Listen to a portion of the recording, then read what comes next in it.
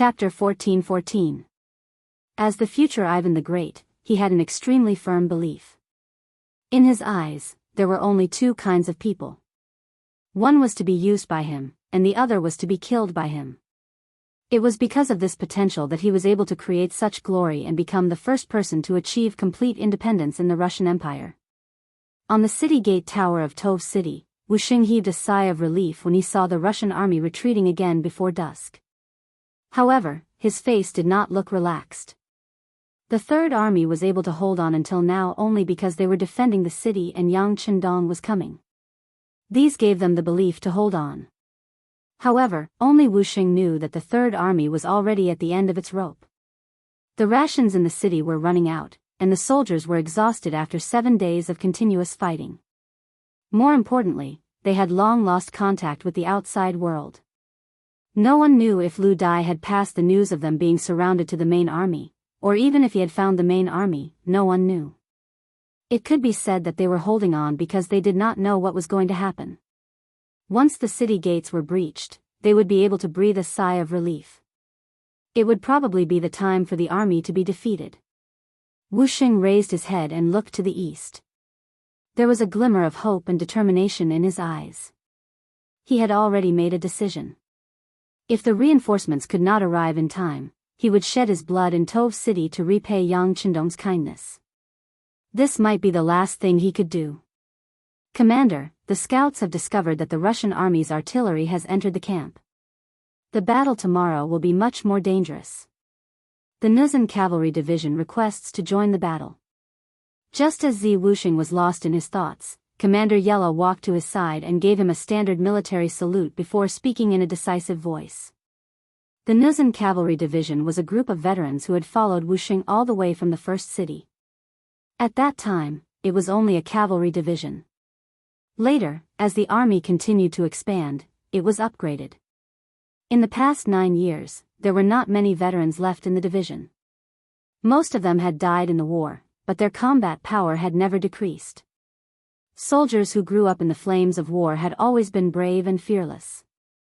It was because of the Nuzhan Cavalry Division's combat power that Wuxia did not send them up the city gate tower, no matter how difficult it was. Since they were the most elite cavalrymen, of course, they would only be able to display their advantage if they were mounted on warhorses. Wuxia's lips moved, but in the end, he nodded and agreed. He knew that this was the last moment. Just like how Yi Fan understood him, he also understood his opponent. This was a ruthless person who would never give any opponent a chance to breathe. All right, it's approved. Yes, General. Yella saluted again, then turned around and left. Wuxia's eyes moistened as he watched the Nuzhan's resolute footsteps gradually disappear into the distance.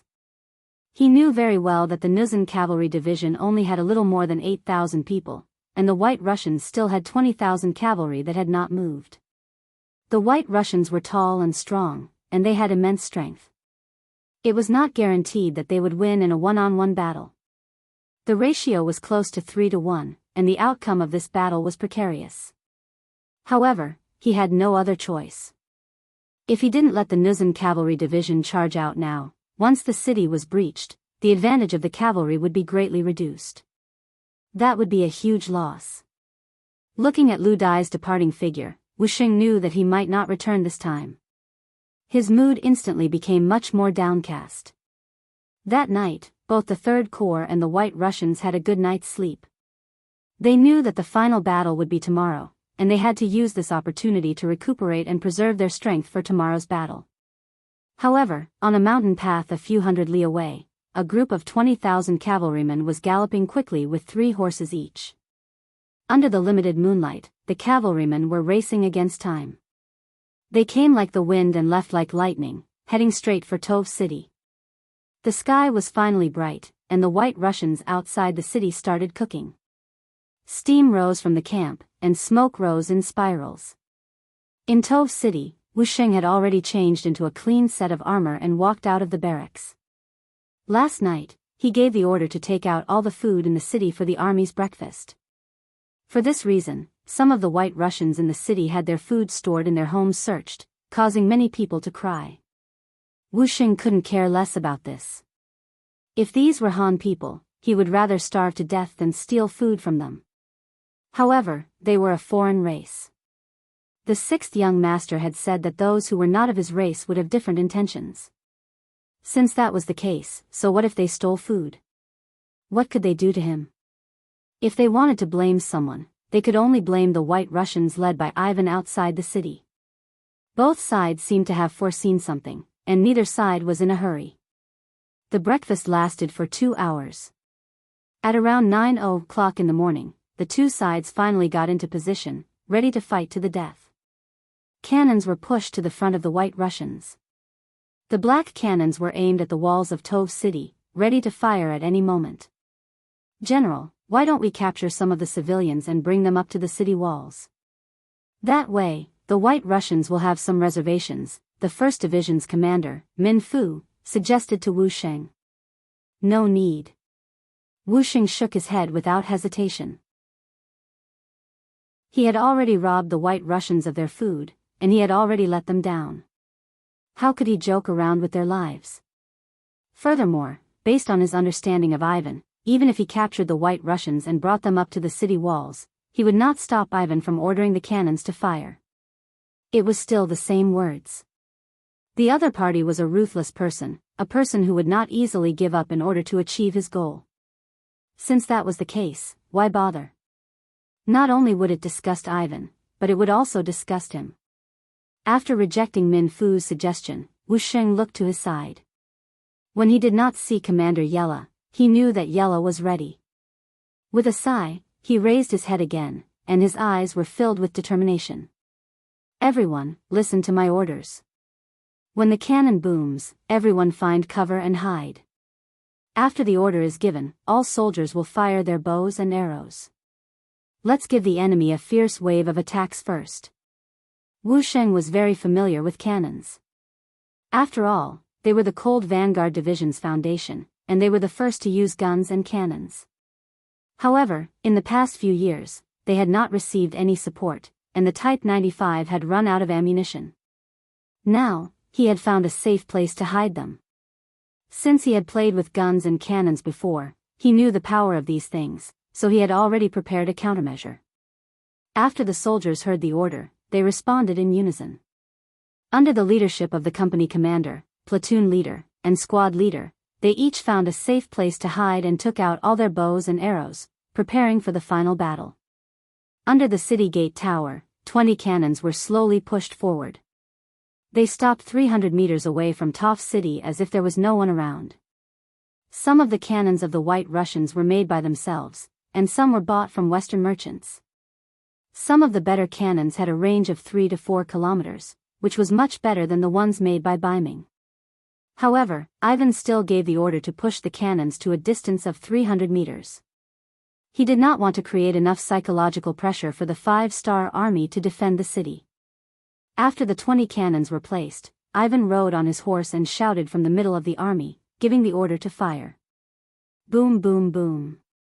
Boom boom boom. The cannons shot into the sky and quickly landed on the city walls of Tove City. Immediately, a series of earth-shaking sounds could be heard. Then, rocks flew everywhere from the explosion. Pieces of the city walls also began to peel off, falling everywhere. Smoke and dust filled the sky, and the ground shook. At this moment, the 3rd Star Army could only hide and take the hits.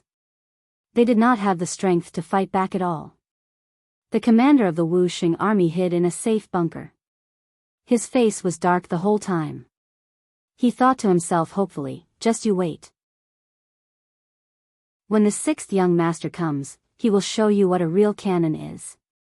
When that time comes, I hope you can still be so arrogant." It was as if he was chanting scriptures in his heart. After about half an hour, the sound of the cannons finally stopped. Wu Sheng opened his eyes and shouted, "The enemy is about to attack the city. Everyone, prepare your bows and arrows." Under the city walls, after the sound of the cannons, the White Russians began to attack. In the previous cannon fire, not only did more than half of the city walls outside Tove City fall off, a part of the city walls also collapsed. This was a city wall made of mountain rocks. There was no cement to adhere to it, so it was indeed much worse in terms of sturdiness. There was a serious gap in the city walls, and the White Russians moved forward along the collapsed corner. The White Russians at the front were soldiers with shields in their hands. They were preparing to defend themselves against an attack from arrows. Fire! As Commander Wuxia shouted from the top of the city gate tower, tens of thousands of arrows were released. Countless arrows appeared from the sky and fell to the ground. The shields were effective, and in a short period of time, countless shields were pierced by arrows. One White Russian soldier after another fell to the ground due to the lack of protection, or some of the people who had been hit by arrows were howling on the ground. However, this was not enough to stop the battle. Even more White Russian soldiers raised their muskets and swords and charged forward. War was cruel, and this was especially true. When a large number of White Russian soldiers took advantage of the opening and rushed up the tower, the most brutal close combat began. One side wanted to rush up the city walls and occupy this place. The other side wanted to defend this place and not allow anyone to rush up. When their goals were in conflict, the only thing that mattered was who had the bigger fist and who had the final say. On top of the city walls, after a large number of White Russian soldiers swarmed in, many soldiers from the 5-star army also charged out. They held swords, sabers, and spears in their hands as they charged at the White Russian soldiers who were much taller than them. Chapter 14-15. Papa Papa. Papa Papa, with the sound of gunfire and smoke rising, the soldiers of the 5-star army who rushed forward were hit by the bullets and fell to the ground with blood all over their bodies. The distance of a few dozen meters was filled with human lives. Taking advantage of the short distance and the time taken for the other side to reload their gunpowder, the two sides finally clashed and began to engage in close combat. Under the brandishing of swords and sabers, heads were tossed high into the air one after another. Limbs were chopped off and fell to the ground. Lives were quickly lost one after another. There was no absolute victor here. Even if the side that survived in the end, it would be a Pyrrhic victory. Under the blades and swords, there was no distinction between identity and status. It was only about who was more agile, stronger, and luckier. The cruel close combat on the city gate tower unfolded. Ivan watched all of this with a smile on his face. Since the army had already climbed up the city gate tower, it meant that the initial victory had begun. With the advantage in numbers, he was 100% confident that he could win this battle. It was just a matter of time. His gaze was no longer focused on the city gate tower. He already had an idea of the situation there. He was now looking at the south gate of Tove City. He was waiting for something. Amidst the expectant gazes, the southern city gate opened from the inside as expected. Strong horses rushed out from the city, and cavalry warriors with sabers in their hands roared as they charged into the battlefield. They're finally out. Seeing the cavalry charging out of the city, Ivan was not only fearless, but he was also very happy. Then he said to the messenger beside him, "Raise the flag and order the cavalry to charge." The 20,000 White Russian cavalry that had been waiting on both sides of the army saw the flag and quickly charged from both sides. Their target was the Nuzan cavalry division charging out of the city. As the division commander, Yella led the charge at the very front. Behind him was a group of 40 to 50 cavalrymen. At this moment, they were using Yella as the tip of the arrow formation, charging forward at high speed. Even though they could see the White Russian cavalry approaching from afar, none of them showed a trace of fear. The cavalry charge had always been a straight line. If anyone was scared or cowardly during this process, it would only create an opportunity for the enemy to kill them. The Nuzan cavalry division soldiers knew this very well. Everyone shouted loudly as if they wanted to vent the anger in their hearts. The two torrents got closer and closer, and then they quickly collided. Next, it was the arrow tip against the arrow tip. A battle of life and death had begun. The arrow tip formation is indeed powerful. Ivan looked at everything that happened and said with emotion. He was a person with great learning ability. Ever since he saw the new army use this formation to defeat the Golden Horde cavalry with the same number of people, he learned this method. Now that he was using it, he was very satisfied with the results. In a short period of time, both the city walls and the city walls had entered a white-hot tragic battle. Almost every second, someone died. At this moment, human lives seemed so ordinary and worthless. The flames of the battle continued, because both sides and the cannons were no longer useful. Ivan also ordered the cannoneers to pick up swords and sabers and use them as echelons of the army. He needed to send these soldiers up when the Third Army could no longer hold on. At that time, they would be the straw that broke the camel's back, the key to victory. 2 hours passed, and the battlefield was shrouded in the stench of blood, making people want to vomit. However, no one seemed to notice. The dead were already dead, while the living were still fighting, trying to seize a chance to live from the hands of the Grim Reaper. It's about time. After the battle had lasted for nearly 4 hours, Ivan said with emotion. Then, the flag was raised high again. The moment it was waved down, the 20,000 White Russian soldiers all pressed forward. The addition of these new forces would be an important factor in tipping the scales of victory. On the city gate tower, Wuxia raised his saber and swung it down. Another White Russian soldier was killed at his feet. Covered in blood, his killing intent caused the White Russian soldiers on the other side to involuntarily retreat. Using this time, he looked at the situation on the battlefield and his brows furrowed. At this point, all of the new army's soldiers had joined the battle, even the logistics soldiers and medics were no exception. However, they were only temporarily undefeated. And now, Ivan had sent another 20,000 White Russian soldiers. With this force, he could foresee that the new army's defeat was inevitable. Sixth young master, I'm afraid I won't be able to see you again in the future. I only hope that you can take revenge for this general. Before I die, I will definitely kill a few more White Russian soldiers to prove that the dignity of the 5-star army is inviolable. Wuxia roared, fight for the dignity of the 5-star army. This shout quickly attracted the attention of the other soldiers. Immediately, the other division commanders and officers also shouted, fight for the dignity of the 5-star army. In that instant, the morale of the 5-star army's soldiers, who had been suppressed, began to rise, forcing the White Russian soldiers, who had a certain advantage, to retreat. However, as more White Russian reinforcements arrived, this momentum was finally suppressed and pushed back. Not only that, but with the addition of the 20,000 White Russian soldiers, the 5-star army was suppressed to the point where they could not raise their heads. After more than 4 hours of bitter fighting, many of the warriors found it difficult to even lift their swords, let alone injure or kill their enemies. Does the heavens want my third army to die? Wuxia, who also felt his arms go numb, couldn't help but roar after cutting down another White Russian soldier. Following his shout, a boundless green light suddenly appeared on the east side of Toph City.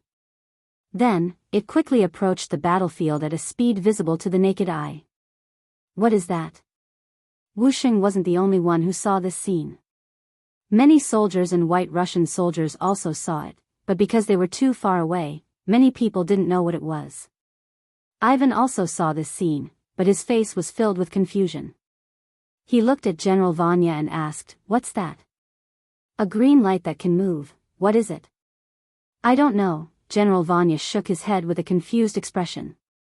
On the city wall, Wuxia also didn't understand what was going on. However, 2nd Division Commander Chun Yang killed 2 White Russian soldiers and came to his side. "General, do you think that is our uniform?" "Uniform?" Wuxia's eyes widened when he heard this. He used to have a green uniform with the rank of senior colonel, and he looked very handsome in it. However, that was a few years ago. Ever since he entered the depths of this area, his uniform had been damaged. Without new uniforms, it became a collection and was stored away. After that, he didn't know where it ended up, and it became a memory in the depths of his heart. Now that Chun Yang reminded him, a memory that he hadn't seen for a long time instantly popped up in his mind.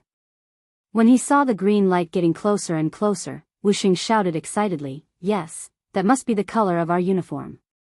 That is our reinforcements, our reinforcements are here." As he shouted, Wuxia didn't forget to wave his hands and shout. His appearance quickly attracted the attention of the other soldiers. The originally low morale and weak army seemed to have been rejuvenated after hearing the commander's words. Suddenly, they were filled with energy. When they raised their swords, they found that they were no longer as weak as before. The reinforcements were here, which meant that there was hope.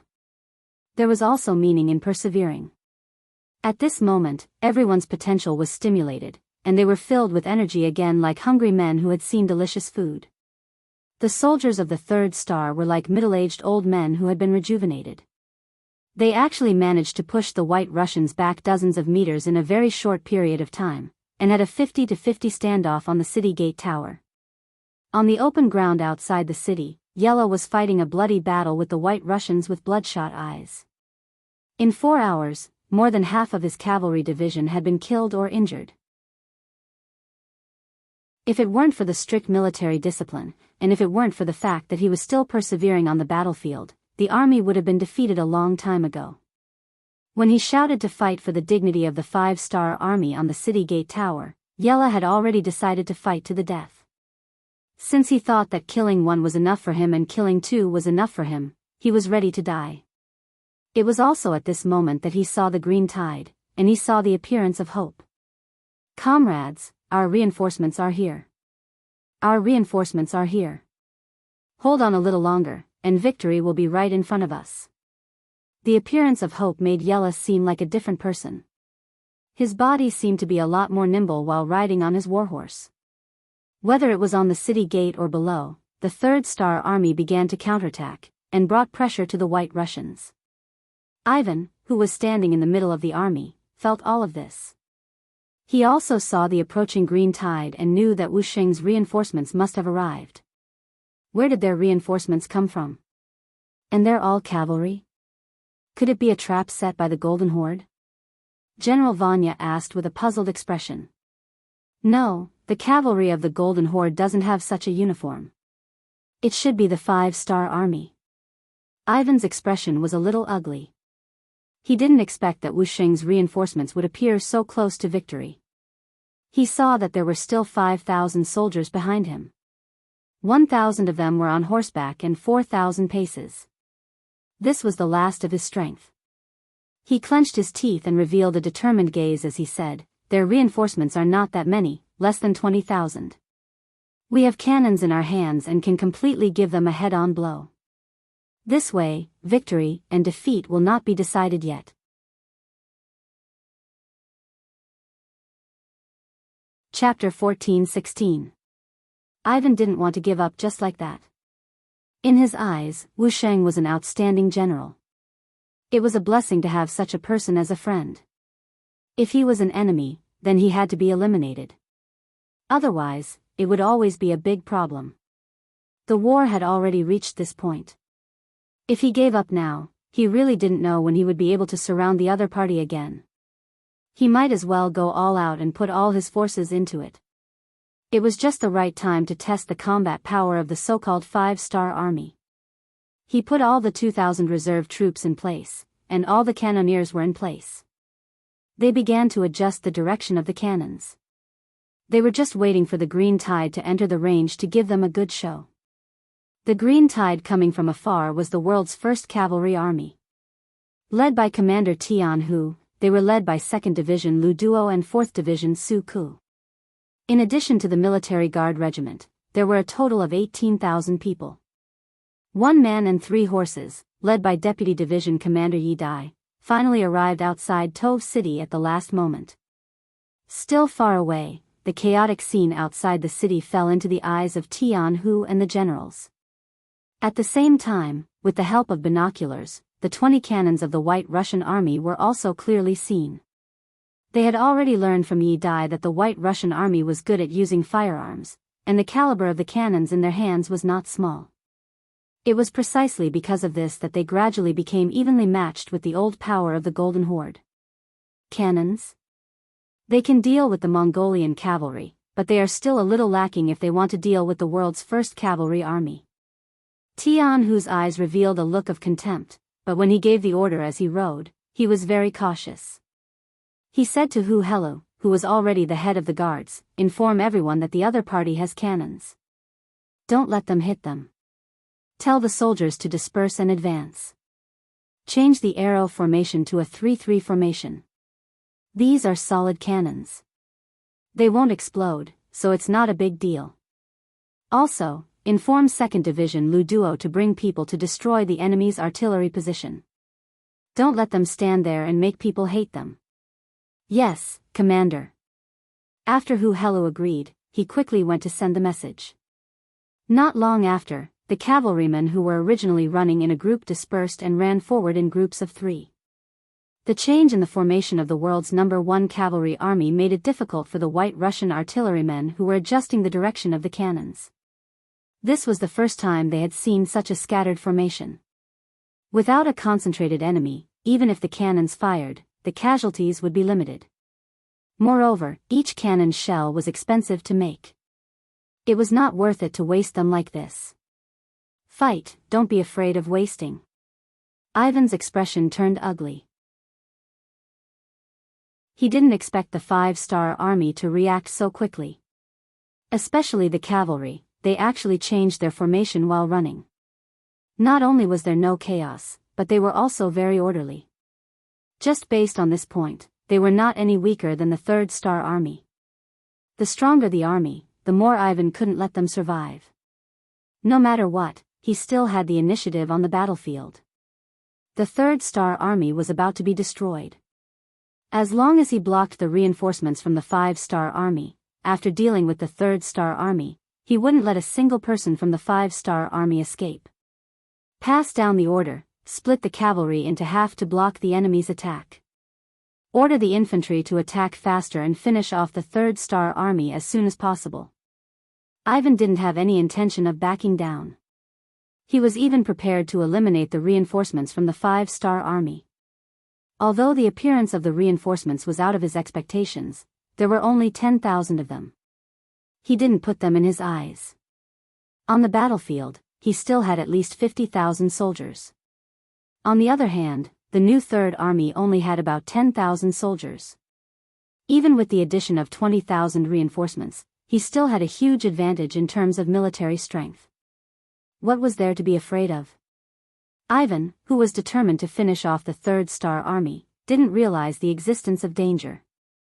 He also didn't know the strength of the enemy in front of him. On the contrary, if they were on the grasslands, mentioning the number 1 cavalry army in the world of the 5-star army, many opponents would be afraid before they even fought. They wouldn't be able to calmly fight to the death like this. Ivan's order was passed down, and the artillery was ready to fire. Some of the cavalry on the battlefield also adjusted their direction and went straight to Tianhu's army in the distance. Good. Seeing that there were enemy cavalry blocking the road ahead, Tianhu's face flashed with excitement. This time, after attacking the Far East with Yang Chendong, he didn't have a chance to fight to his heart's content. The opponents he encountered were so weak that they couldn't withstand a single blow. He hoped that the White Russian army wouldn't disappoint him this time. On the battlefield, generals hoped that their opponents would be weaker so that their chances of winning would be higher. It was rare for Tianhu to think like this, but it was enough to prove his confidence in the cavalry under his command. The green tide finally entered the battlefield from the northeast under the eyes of tens of thousands of people. What greeted them was 20 iron bullets. They came from afar, leaping towards the number 1 cavalry army. Faced with the roar of the cannons, even the well-trained warhorses of the White Russian army seemed a little restless. However, Tianhu's army didn't have any reaction. Their charging speed didn't decrease in the slightest. Most of the soldiers didn't even try to dodge. They just pressed their bodies against the backs of their horses to reduce the wind resistance. Under the 3-3 system, the effect of the solid cannonballs was very limited. Except for a few soldiers who were unlucky and were hit by the iron bullets, most of the cavalry charged towards the White Russian army without slowing down. The distance between the two sides was rapidly closing. 800 meters, 600 meters, 300 meters, 100 meters, 80 meters. Seeing that the battle was about to begin, many of the White Russian cavalrymen had already raised their sabers above their heads and were ready to chop down. The soldiers of the world's number 1 cavalry army who were lying on their horses finally made their move. At some point, a crossbow had appeared in their hands. Then, when they were less than 40 meters away from the White Russian cavalrymen, they pulled the trigger and fired the Big Dipper crossbow. One arrow after another flew towards the target. With the continuous development of the steelmaking industry, the Crimson City arsenal had modified the Big Dipper crossbow. Not only were the springs more powerful, even the arrows had become sharper. After testing, they could break through 4 centimeters of planks within 80 meters, 6 centimeters of planks within 50 meters, and 5 centimeters of armor within 40 meters without a problem. This time, Jianghu's Big Dipper crossbow had used such sharp arrows. When the arrows were fired, at such a close distance and without any warning, the sound of arrows piercing flesh could be heard. Following this, the White Russian army fell from their warhorses one after another. Because the warhorses were too fast, it was impossible to see what had happened from the distance. After the two horses collided, the White Russian army fell from their warhorses and collapsed on the ground. There were more than 7,000 White Russian cavalry, but in just a single exchange, nearly half of them had fallen. The remaining 3,000 or so cavalry could only defend under the attacks of the No. 1 Cavalry Army's 3x3 formation. They were unable to attack at all. What happened? Ivan's eyes were wide open.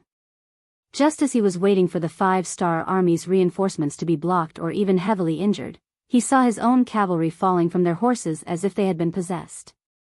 Like dumplings, they fell to the ground one after another.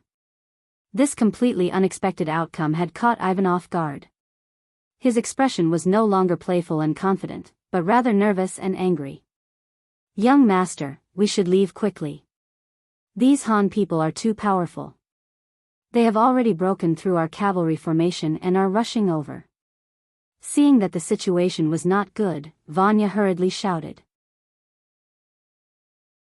Ivan was the favorite son of the Grand Duke of Blindness and the most likely descendant to inherit his legacy. If something really happened to him here, not only would he be punished, but even the family behind him would be punished and killed without leaving a single one alive. Vanya was extremely nervous as he felt threatened.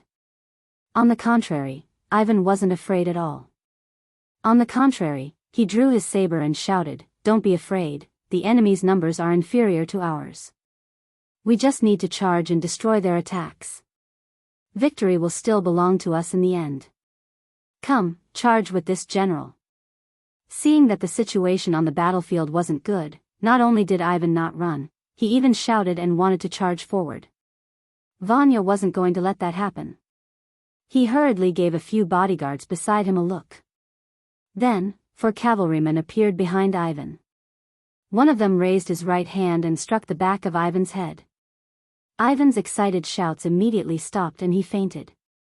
"All cavalrymen, retreat and protect young master. All infantry, stay behind to stop the enemy." Without Ivan, Vanya became the highest-ranking general here. His words became the new order. The bravery of the 5-star Army's reinforcements shocked Vanya. At the same time, it also made him feel the existence of danger.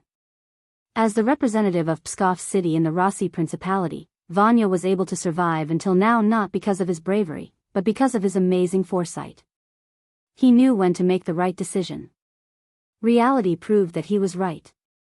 The 5-star Army's cavalrymen, who were still several miles away, arrived in front of him in the blink of an eye. They rushed into the artillery formation in front of the city as if there was no resistance. After a series of slashes with their sabers, the artillery soldiers were defeated and left behind a pile of corpses.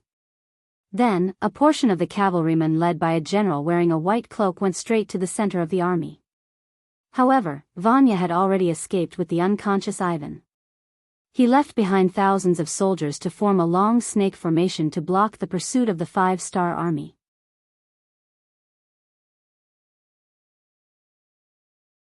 Chapter 14-17. Vanya immediately took the young master and fled. Due to the urgency of the matter, he didn't even leave behind a proper sentence. This was the White Russian soldiers who had bitterly stayed behind. Without a commander, the other generals didn't know what to do next. It was inevitable that a trace of chaos would appear in the army. At this moment, Jianghu and the others launched a fierce attack. They used the Big Dipper crossbows to shoot at the enemies from afar, while they used the divine sabers to slash at the enemies at close range. In just half an hour, the first deserter appeared in the White Russian army, followed by a second, a third, and an increasing number. The valiant strength displayed by the world's #1 cavalry army quickly frightened the White Russian soldiers. When they discovered that their opponents were extremely strong, ferocious, and equipped with excellent equipment, they were far from being a match for them. Wuxia gave a loud shout and launched an all-out counterattack from the center of the city. The White Russian army's morale finally hit rock bottom, and they began to disobey orders and flee in a large area. The commander wasn't present, and there were no unified orders. In addition, the world's #1 cavalry army was so valiant that no one could stop them wherever they went. Although they still had the advantage in terms of numbers, no one was able to form a unified resistance in a situation where the morale of the army was low. Even the White Russian cavalry that was fighting with the Nuzan cavalry left behind thousands of corpses and fled. Victory! Victory! Seeing that the Russian army had already escaped from the battlefield, and only his brothers were left outside the city walls, Wuxia suddenly shouted. Then, with a plop, he knelt on the ground and fainted. After fighting for such a long time, under great psychological pressure, he suddenly relaxed at this moment. Finally, his body could no longer hold it in and he fainted. 4 hours later, Ivan finally woke up in the carriage. When he opened his eyes, he discovered that Tove city was no longer there. He was sitting in a simple carriage. He hurriedly shouted, "Men, men! Young master, you're awake." The curtains of the carriage were lifted and a head popped out. Who else could it be but Vanya? When Ivan saw Vanya, his head was still throbbing with pain. He only remembered that he was commanding the army on the battlefield just a moment ago. How did he end up in a carriage? He asked in confusion, "Where are we?" "Young master, we are returning to Moscow," Vanya explained while observing Ivan's expression. "Return to the city?" Ivan felt that his head was not as painful as before, so he asked, "Why did you return to the city? Was Wuxia's third core destroyed?" Evidently, that blow had indeed stunned Ivan, so much so that he still couldn't recall what had just happened. Vanya had no choice but to explain everything that had happened outside Tove city. When he talked about how he had no choice but to knock Ivan out, his voice became much softer. This kind of action was somewhat disrespectful to his superior. If Ivan insisted on making an issue out of this matter, he was afraid that he would suffer a lot. When he continued to talk about how the cavalry of the 5-star army defeated the White Russians very quickly, he still had a lingering fear in his heart. He clearly didn't expect the cavalry to be so powerful and capable of fighting. Ivan was completely awake now. After listening to the entire process of the battle, he wasn't too angry. After all, as the future Emperor Ivan, he still had this bit of tolerance. However, he still had a gloomy look on his face. He was worried about how the cavalry of the 5-star army was so powerful that they weren't even afraid of cannons. Although the cannons were solid shells that had a long range and weren't lethal, the cannons had a short range. However, the fact that the cavalry wasn't afraid of cannons and their horses weren't even affected by the cannons was enough to prove that this army had seen cannons before. "General Vanya, this young master won't argue with you about this matter this time. However, there definitely won't be a next time." Ivan pretended to be angry as he said this. He was also reminding the other party that he couldn't be knocked out again. "Thank you for your understanding, young master. This one won't dare to do it again." Vanya let out a long sigh of relief. No matter what, this one was finally over. "All right. Now, immediately send out scouts to keep an eye on the 5-star army. We need to know their every move and their whereabouts." Ivan nodded and then made arrangements. He had already thought it through. No matter how powerful the enemy was, this was still the territory of the Ross Duchy. He would never allow other forces to run rampant and do whatever they wanted here. He wanted to go back and see his father-in-law. He wanted to ask for reinforcements and completely defeat and annihilate the 5-star army. Bulgar City. The northernmost city of the Golden Horde. As usual, the city gates opened in the early morning, and the number of people coming and going gradually increased. It was as lively as some of the cities of the Yangtze.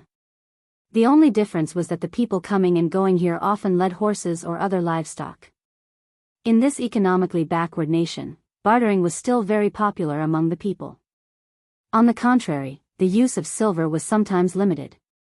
Behind a mound outside the city, Beta Persei put down a pair of binoculars in his hand, then turned sideways and whispered to Yang Chendong, "Young master, everything in the city is normal. Our people have already sneaked in. It seems that the other party didn't take any precautions." Lying on his back next to Beta Persei was Yang Chendong. At this time, he was holding an unknown grass stick in his mouth and looking at the blue sky above his head. Today's weather was good. The sky was blue, and there were a few cotton candy-like white clouds floating in the sky. It gave off a poetic and picturesque feeling. Tianhu's telegram had arrived yesterday. He had already joined forces with Commander Wu Sheng. Considering that the army had suffered heavy losses and had more wounded, they were heading to a Russian city called Uxino. They wanted to take the city and use it as a base for the army to rest and recuperate. In the telegram, Tianhu explained that the White Russians had cannons and muskets. He also said that although the enemy's cannons were solid shells, they could shoot up to 3 miles away. In terms of range, they were already the strongest enemy the 5-star Corps had ever come into contact with. He asked if they could send a cold front unit to help them suppress the enemy's firepower on the battlefield in order to suppress them in the future. Yang Chendong had already mentally prepared himself for the fact that the White Russian army had firearms, and they were relatively powerful. How could they be easy to deal with if they could stand up to the Golden Horde when it was at its peak? How to make up for this gap was far from a problem that could be solved with the help of Wu Sheng's Third Army. Although Yang Chendong was mentally prepared, the fact that the enemy's cannons could hit more than 3 miles away still greatly exceeded his expectations. At this moment, he could see the difference between the Great Ming Dynasty and the other countries. To think that they were still living in their own beautiful dreams and really thought that they were a great and powerful country. Look, the enemy's cannons can hit several times farther than yours. If they really fought, would you still be a match for them? In history, the Rossi kingdom had been suppressed by the Mongols too much and needed time to recuperate. Furthermore, their territory was large enough and their population was not large, so they did not have such great ambitions. Otherwise, they would have been able to push their way over from land and end the rule of the Great Ming Dynasty without even needing to do anything. As he sighed in his heart, Yang Chendong felt even more pressure.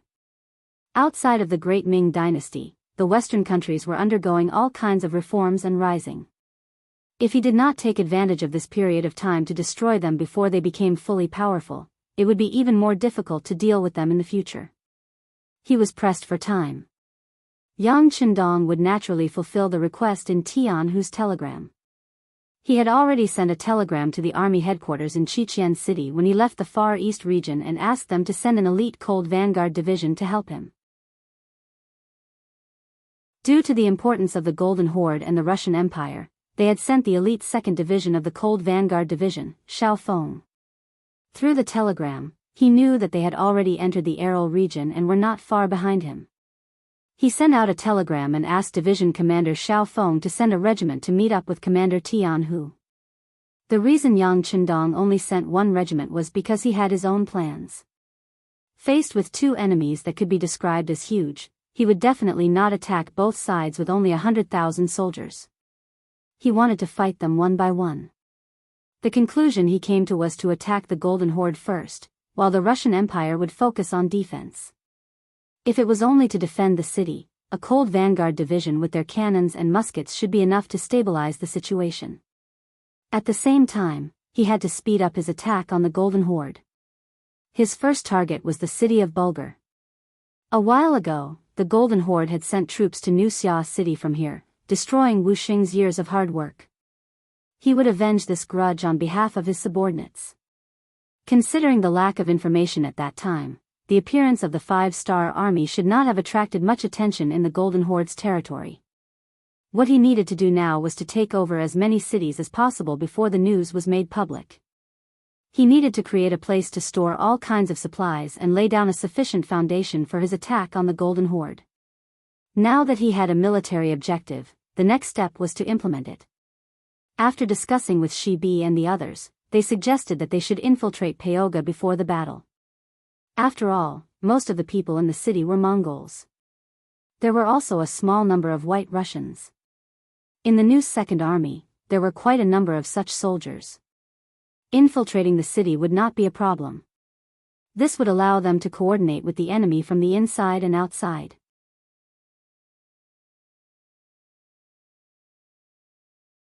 Chapter 14:18. One of the reasons for making such a military decision was that Yang Chendong wanted a complete Bulgar city, not a ruined city. Not only that, he also wanted the Mongolian soldiers in the city. Considering the long journey, if the country sent troops here for everything, the losses would be too great. If he could get a Mongolian army here for his own use, the problem of insufficient military strength could be easily solved. While he was thinking about this, Beta Persei looked at Yang Chendong with a look of seeking his opinion, as if to say, "Young master, when are we going to make a move? Say something. Why are you looking at me? Just follow the plan." Yang Chendong rolled his eyes at Beta Persei and turned his head to the side. He knew that the other party was asking for his opinion.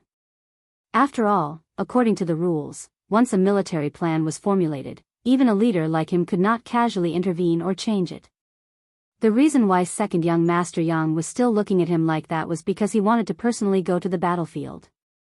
Speaking of which, this person was really wrong to be his family general. He should be leading the army to gallop on the battlefield and expand the territory. Yang Chendong did not agree to let Beta Persei follow the army. Swords had no eyes, and now there was no one more convenient by his side. He did not want to see anything happen to Beta Persei. There were many things that he had to do himself.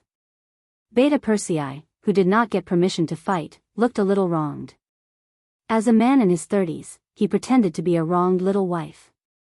It was difficult for the burly Beta Persei. But when he made a few consecutive actions that made him want to vomit, he found that the young master had turned around again and did not even look at him. He knew that his performance was in vain. The young master had made up his mind not to allow him to participate in the battle. He could only put away his wronged face and said to Badao Jiang, the deputy captain of the Black Cavalry Brigade, who was watching the show, "Go and pass on the young master's order. Everything will be done according to the previous plan." When Badao Jiang saw Yang Er's darkened face, he quickly put away his sinister smile and agreed with a serious expression. Then, he turned around and left. According to the military plan, a part of the new Second Army's infantry division and a part of the foreign Russian army were the first to sneak into Bulgaria. The infantry division's commander, Yang Chunfeng, was a student of the Yang Family Academy in Qilian City. He was a standard Han Chinese, but he learned Mongolian and Russian well in the academy. In the final military thesis examination, he was ranked at the top. After graduation, he went directly to the army and started as a platoon leader. Along the way, he made countless contributions and became the commander of the new Second Army's infantry division. This person was rough but meticulous, and he was proficient in 3 languages.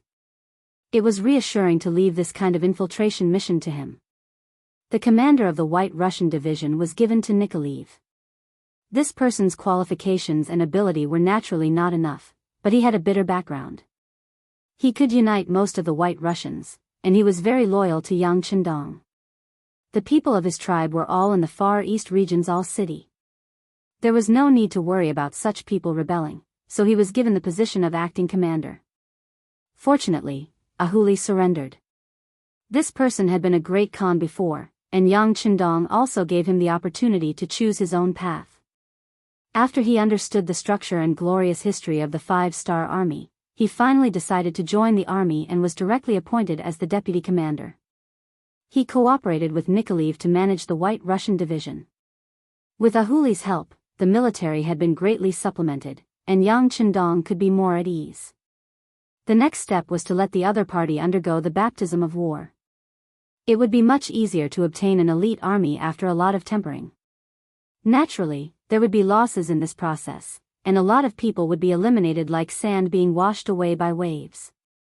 This was the cruelty of war. This was the only way to obtain elite soldiers. This was the reason why the merciful could not command an army. Inside the Bulgar city, Yang Chuanfeng's subordinates, Nikolaev, Ahuli, and the others had already infiltrated the city.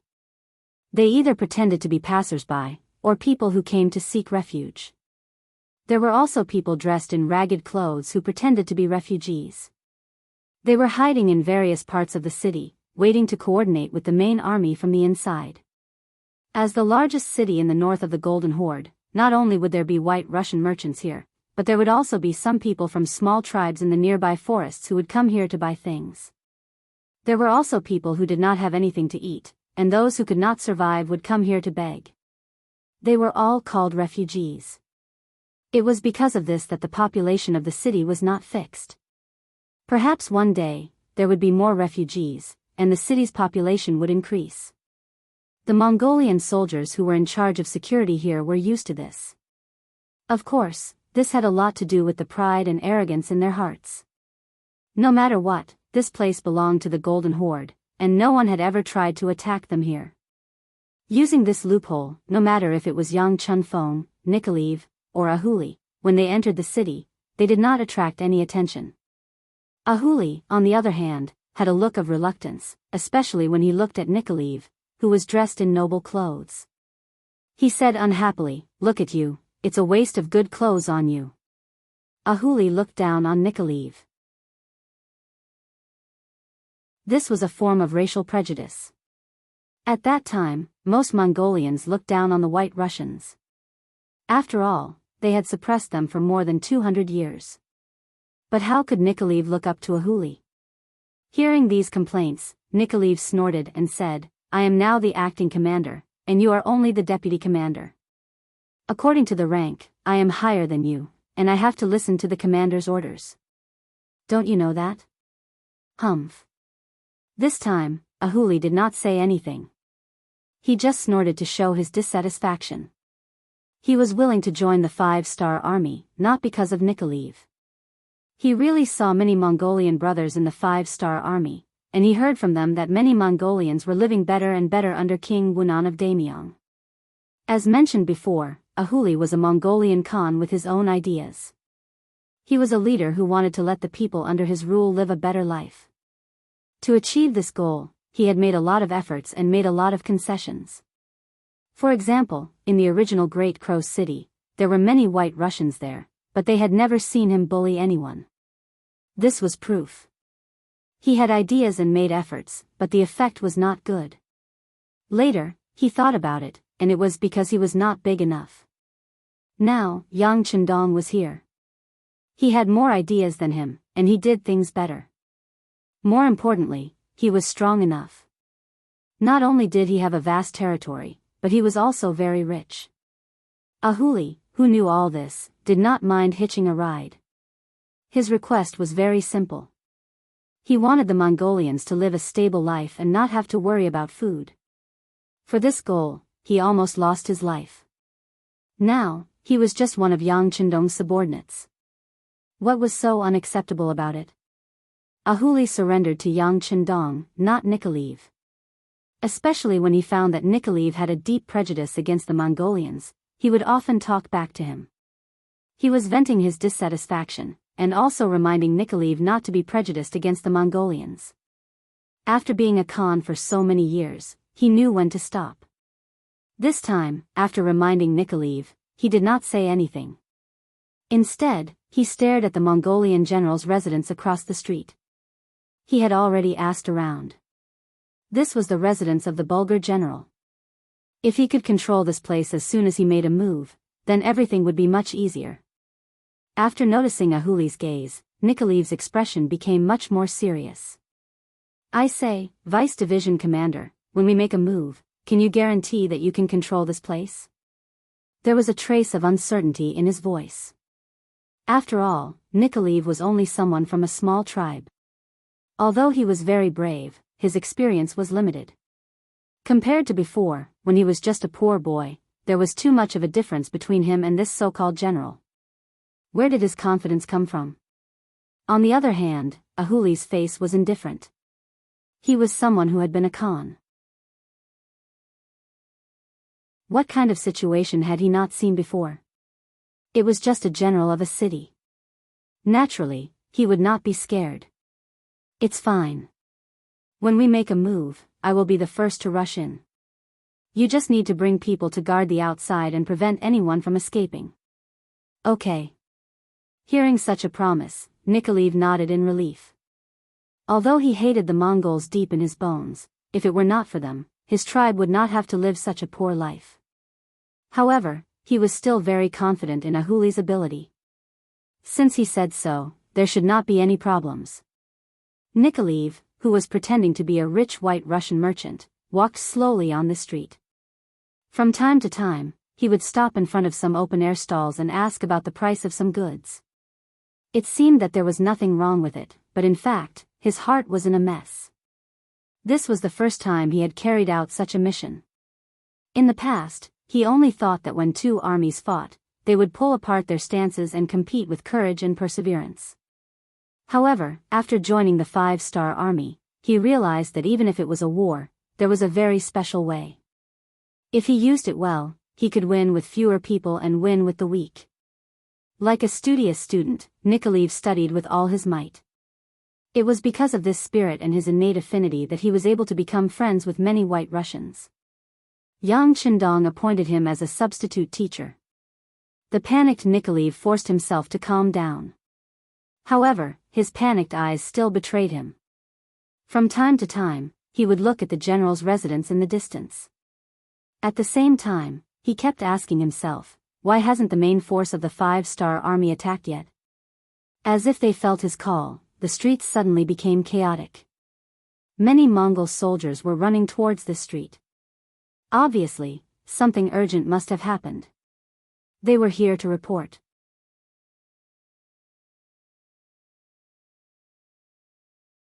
Chapter 14:19. Stop them.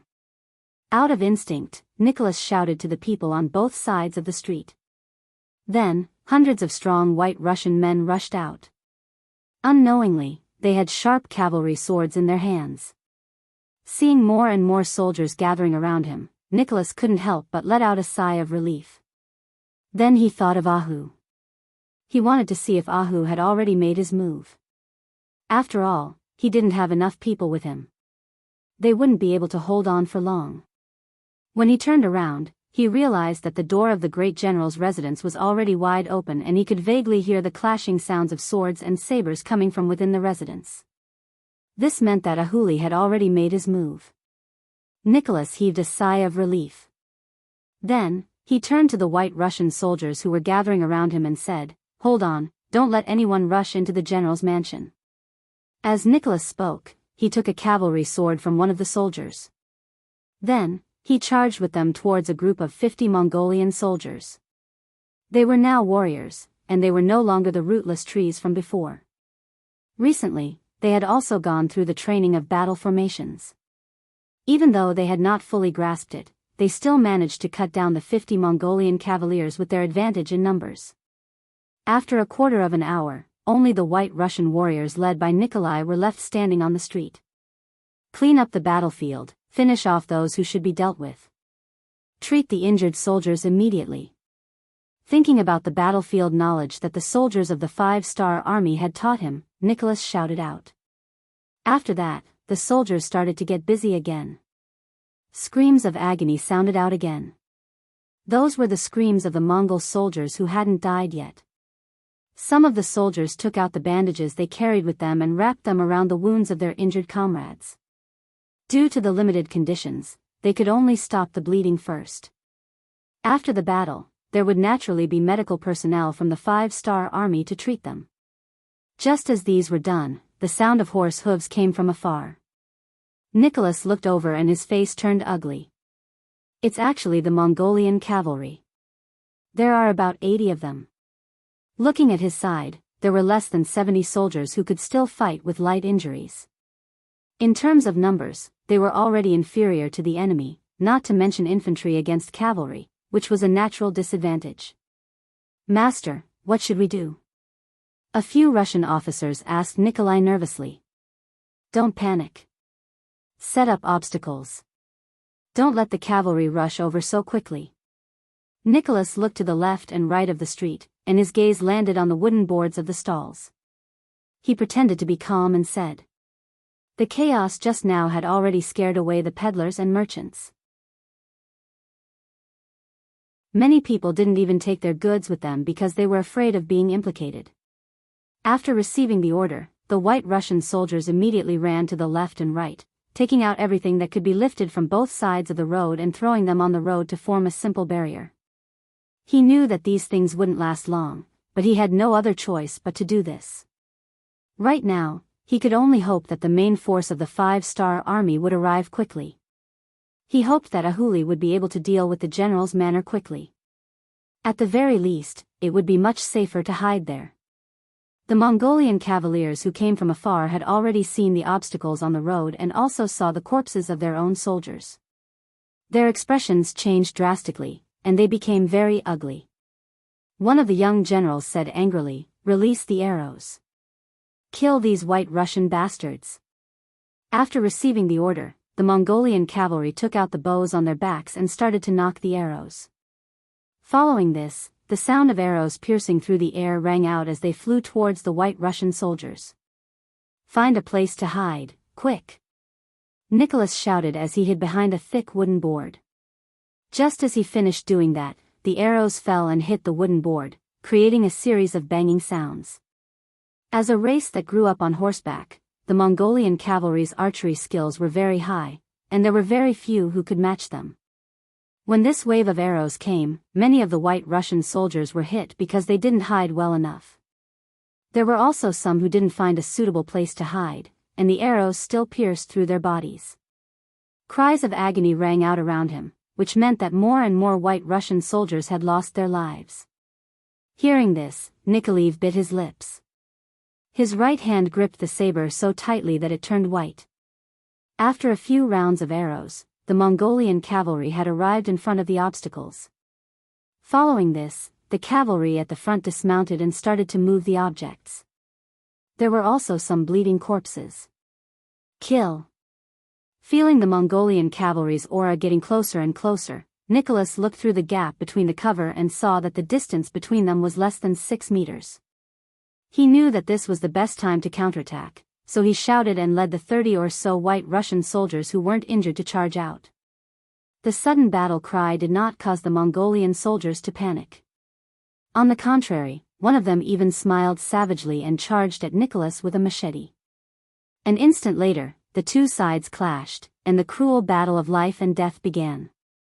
As both sides fought, the Mongolian cavalry were unable to shoot their arrows. They simply dismounted and charged over. They wanted to surround Nicholas and the others and kill them all. They did not want to let a single one of them escape. Facing the Mongolian soldiers getting closer and closer, Nicholas only turned around to look at the general's manner before giving up on the idea of entering. He did not want to be looked down on by Ahuli, and he did not want to be a burden to him.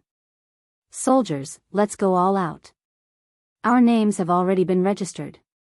Even if we die in this battle, our families and people in Bugnam of Gojoseon will take care of us. Even if we die, what is there to fear?" Seeing that more than 10 of his brothers had died in the battle in a short period of time, Nicholas knew that they were doomed this time.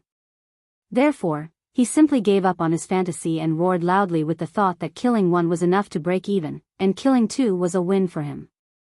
After joining the 5-star army, they had to register. Even if they were just auxiliary soldiers, this way, if something happened to them, their heirs would be able to receive compensation from the 5-star army. This was a form of protection for everyone, and they would not have to worry about what happened after they died on the battlefield. In the past, when there was a war between tribes, if one died, then one's wife and children would become slaves.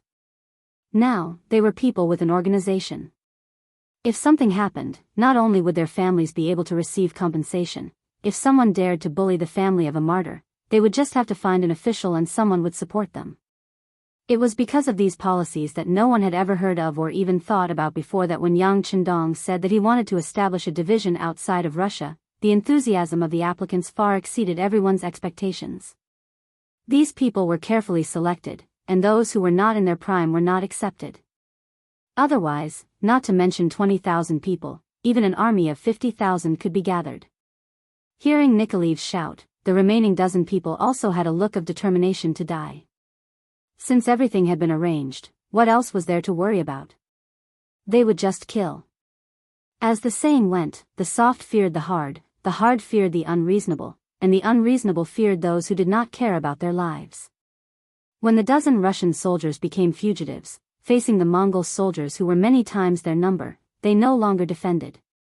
Instead, they continuously attacked, and the momentum of the Mongol soldiers became sluggish, and they could not help but take a few steps back. Only then did they avoid the Russian soldiers. Come, isn't it just death? Who's afraid of who? Nikolaev borrowed the momentum from before to cut down 2 Mongolian soldiers. At this moment, his momentum was at its peak, and when he spoke, his voice was a bit louder. Lunatics, a bunch of lunatics. Don't waste words with them, just shoot them to death.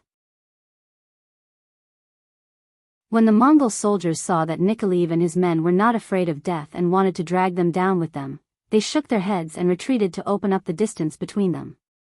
At the same time, they took out their bows and arrows and prepared to shoot. Seeing the Mongol soldiers take out their bows and arrows, Nikolaev was shocked and quickly tried to find cover. However, in such a short period of time, where could he hide? Just as he thought that he was going to die, a voice suddenly shouted, "Put down your weapons immediately, otherwise, your general will die in front of you." The one who shouted was Ahuli. At this moment, he had already walked out of the general's residence, and in his right hand, he was holding the Mongol general. In that short period of time, he had brought his own personal guards into the residence, and after a fierce battle, he had captured the enemy general. It was only because Bulgar city had not been in a war for many years that there were less than 50 soldiers defending the residence that Ahuli was able to deal with them in such a short period of time, saving Nikolaev's life. With their general being held hostage, the faces of the Mongol soldiers turned ugly. When they saw that the saber on their general's neck was about to be pulled at any moment, they had no choice but to put down their bows. Many thanks. Nikolaev, who was still in shock, walked to Ahuli's side and said in an unnatural manner, "If you really want to thank me, why don't you let me be your division commander?" Ahuli suddenly made a request. Nikolaev was stunned at first, but he quickly reacted and shook his head. The acting division commander is personally appointed by Bugnam of Gojosian. If you have the ability, go find Bugnam of Gojosian to change your military order. Humph. Don't worry, the position of division commander will be mine sooner or later. Ahuli said without a care. The two of them were still bickering, but after what happened just now, it was obvious that their relationship had become much closer. In the words of the future, they had formed a revolutionary friendship.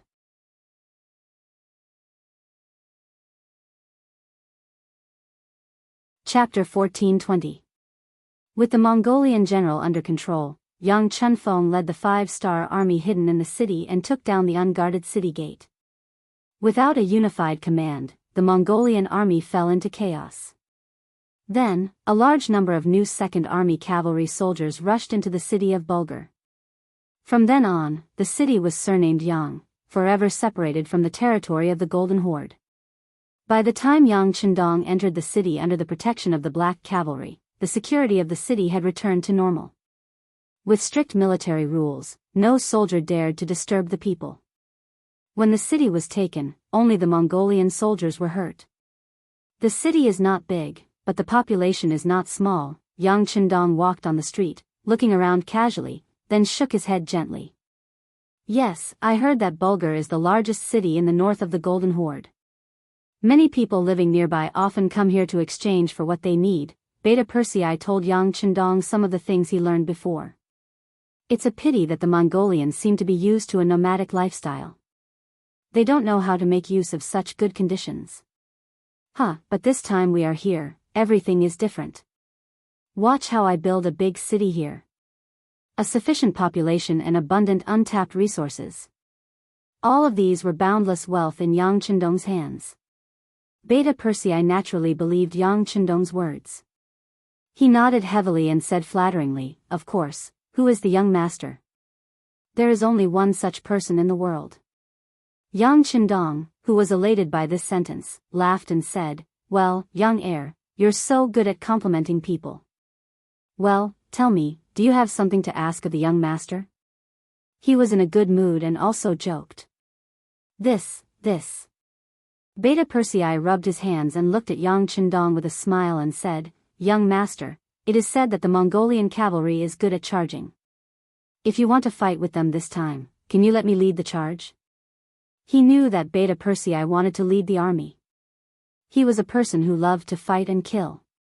Yang Chendong sighed and thought about it before agreeing.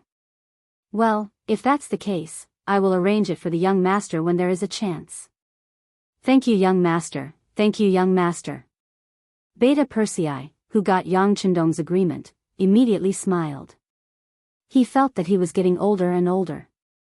He was afraid that if he wanted to go on the battlefield, the chances would only get fewer and fewer. Since that was the case, he should take advantage of his youth and strength to perform well. When he got older and had a group of children and grandchildren, he would have something to brag about. Yang Chendong didn't know what Beta Persei was thinking. As someone close to him and his own family, he would take care of him if he had the chance. Although charging on the battlefield was very dangerous, it was not enough to make him worry about Beta Persei. After all, his status was there, and there would be many people to protect him on the battlefield.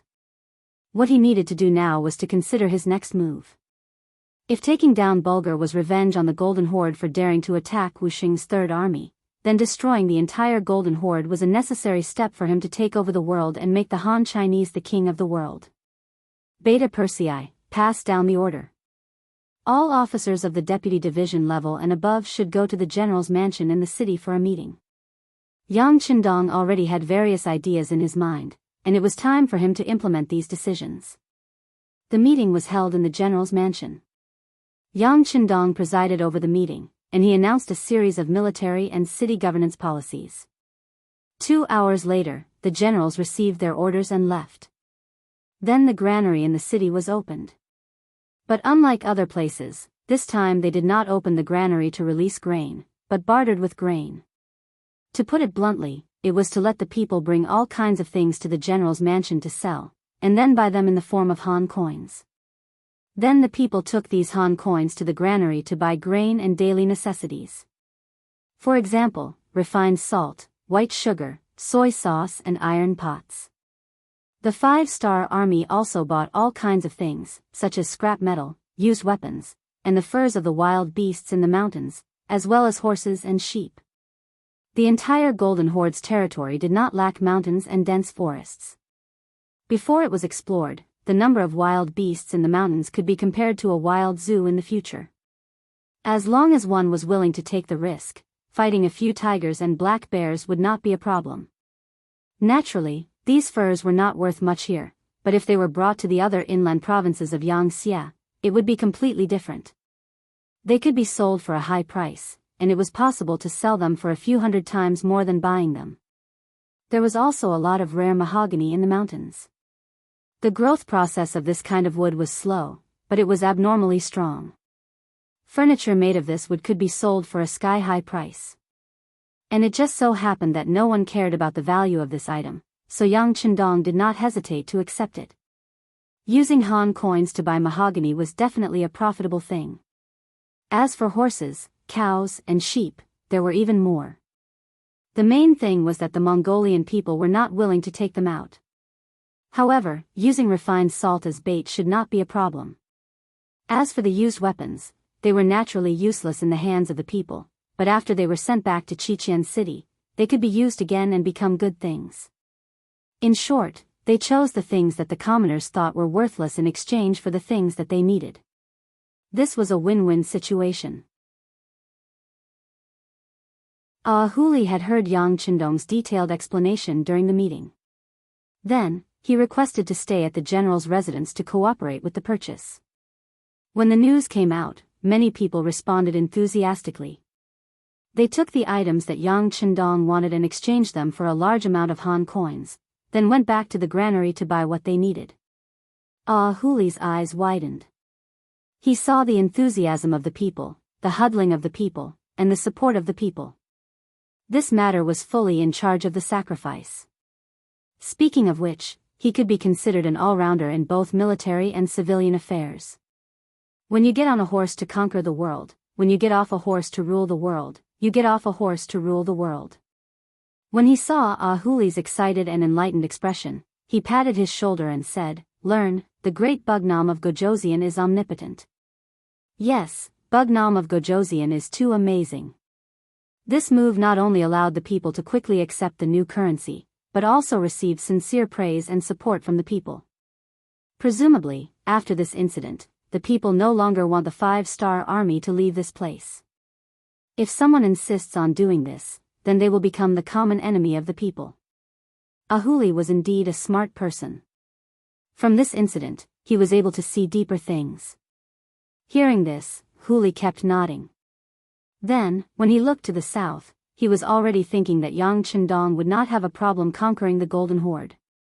The question was how long it would take.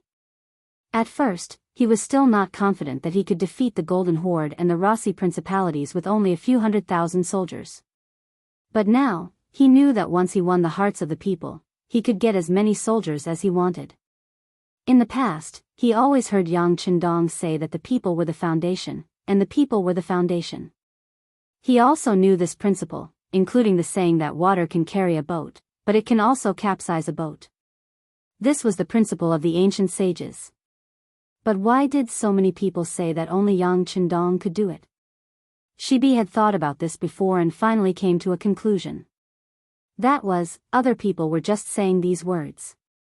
The so-called people in their eyes were the upper-class people with the right to speak, especially the landowning households and the noble families. In Yang Chendong's eyes, the people were the real people. They were the lowest class of people. They were the people who were called lowly and could be sacrificed at any time. They were the people who were looked down upon by others. It might seem that Yang Chendong was wrong, but in reality, the people at the bottom were the most common. Without them, there would be no one to farm, no one to do business, and no one to create things. The so-called high and mighty people were not far from starving and freezing to death. To borrow Teacher Guo's words, this was the difference between vulgarity and elegance. Elegance could not be separated from vulgarity, but vulgarity could be separated from elegance. Bulgar City, because of a series of measures, became lively again. On the streets, people could be seen taking their things to the general's mansion to exchange for Chinese currency. Then, they took the Chinese currency to the granary to buy rice, salt, sugar, soy sauce, and iron pots. Especially when the courageous commoners had already bought the goods they needed with Chinese currency and walked proudly on the streets, the decree became a reality. More and more commoners were moved and started to take action. But the people here were too poor. There were still many people who were poor and had nothing. What could they do? It was simple. They could sell their labor to earn money. For example, they could become soldiers. As long as one signed up and passed the 5-star Army's test, they would become a glorious member of the 5-star Army. At the same time, they would be able to receive a monthly salary. Furthermore, they would be able to provide for 3 or 4 people in an ordinary family. Even if they couldn't provide for 8 or 10 people, they could at least provide for 3 or 4 people in an ordinary family. Men who were past the age of age could choose to work to earn money. Bulgar City was still too small. Yang Chendong was preparing to expand the city. This required manpower. Also, transporting all kinds of military supplies required labor. This was a lack of work. It was the same for women. They could weave and wash clothes for the soldiers. There were also some young women who did not have any attachments.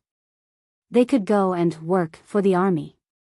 On this point, Yang Chendong was open to the foreign races. Apart from the fact that he could not force the women to work for the army and that there could not be any Han women, if the foreign race women were willing, he would not oppose it. The soldiers worked hard on the expedition. Every day, other than rushing, training, and fighting, there was nothing else to do. In addition, when they first came here, even the female soldiers of the propaganda team did not follow them. Their days were incomparably boring. It was necessary for them to relax their minds and bodies. Otherwise, it would be easy for problems to arise.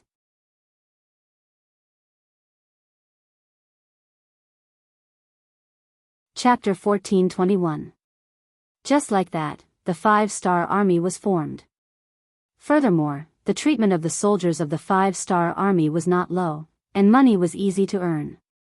The only condition was that these women had to be healthy, and they had to be able to withstand investigation. If they were spies sent by the enemy, they would be killed as soon as they were discovered. They would not be soft-hearted. In short, after Yang Chendong became the ruler of Bulgar, it was as if the sky had changed. The people had more choices, and there were more varieties and colors of food on their tables. Not long after, more and more logistics teams arrived in Bulgar.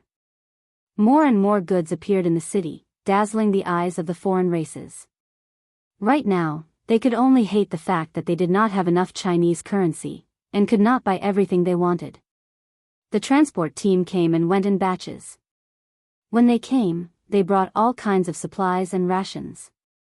When they left, they brought with them all kinds of animal hides, scrap metal, and carriages of mahogany. Once these things were transported back to Crimson City, it would not take long for their value to increase by tens of times. At the very least, it would be enough to cover the expenses of the people and horses. In the past few years, potatoes, sweet potatoes, corn, and other high-yield crops were discovered. What Xianxia did not lack the least was food. The granaries of the various provinces were almost filled to the brim. Now that they could use food to exchange for the rare hides of the Central Plains, it could be considered a form of income. Not to mention the furniture made of mahogany. When brought back to Crimson City, they would be in high demand. They would not worry about not being able to sell them, but they would worry about not having enough. This was equivalent to using the money from trade to fight a war. This was also a manifestation of how knowledge could change one's fate. While others were still worrying about the cost of fighting a war, Yang Chendong could already make a fortune through fighting a war. With enough money and food, he would naturally have the confidence to fight a war. With money and rewards, the soldiers would want to perform meritorious deeds. This was a kind of virtuous cycle. How could it not be powerful?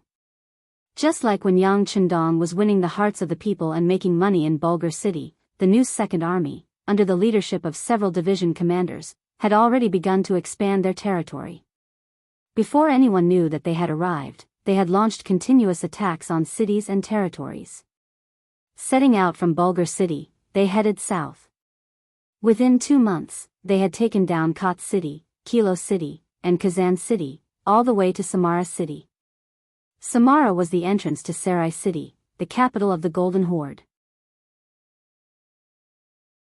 In other words, once this place was conquered, the safety of the Golden Horde's capital would be directly threatened. This was something that Great Khan Mahama would never allow to happen.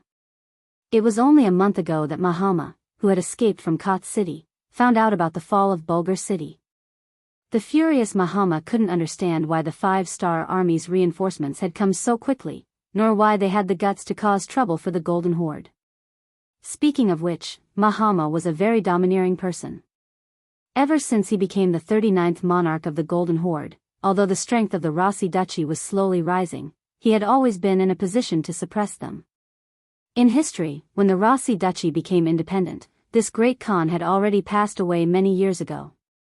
Of course, the main reason why the Rossi Duchy became independent was because the Golden Horde had begun to split, which gave them an opportunity to take advantage of.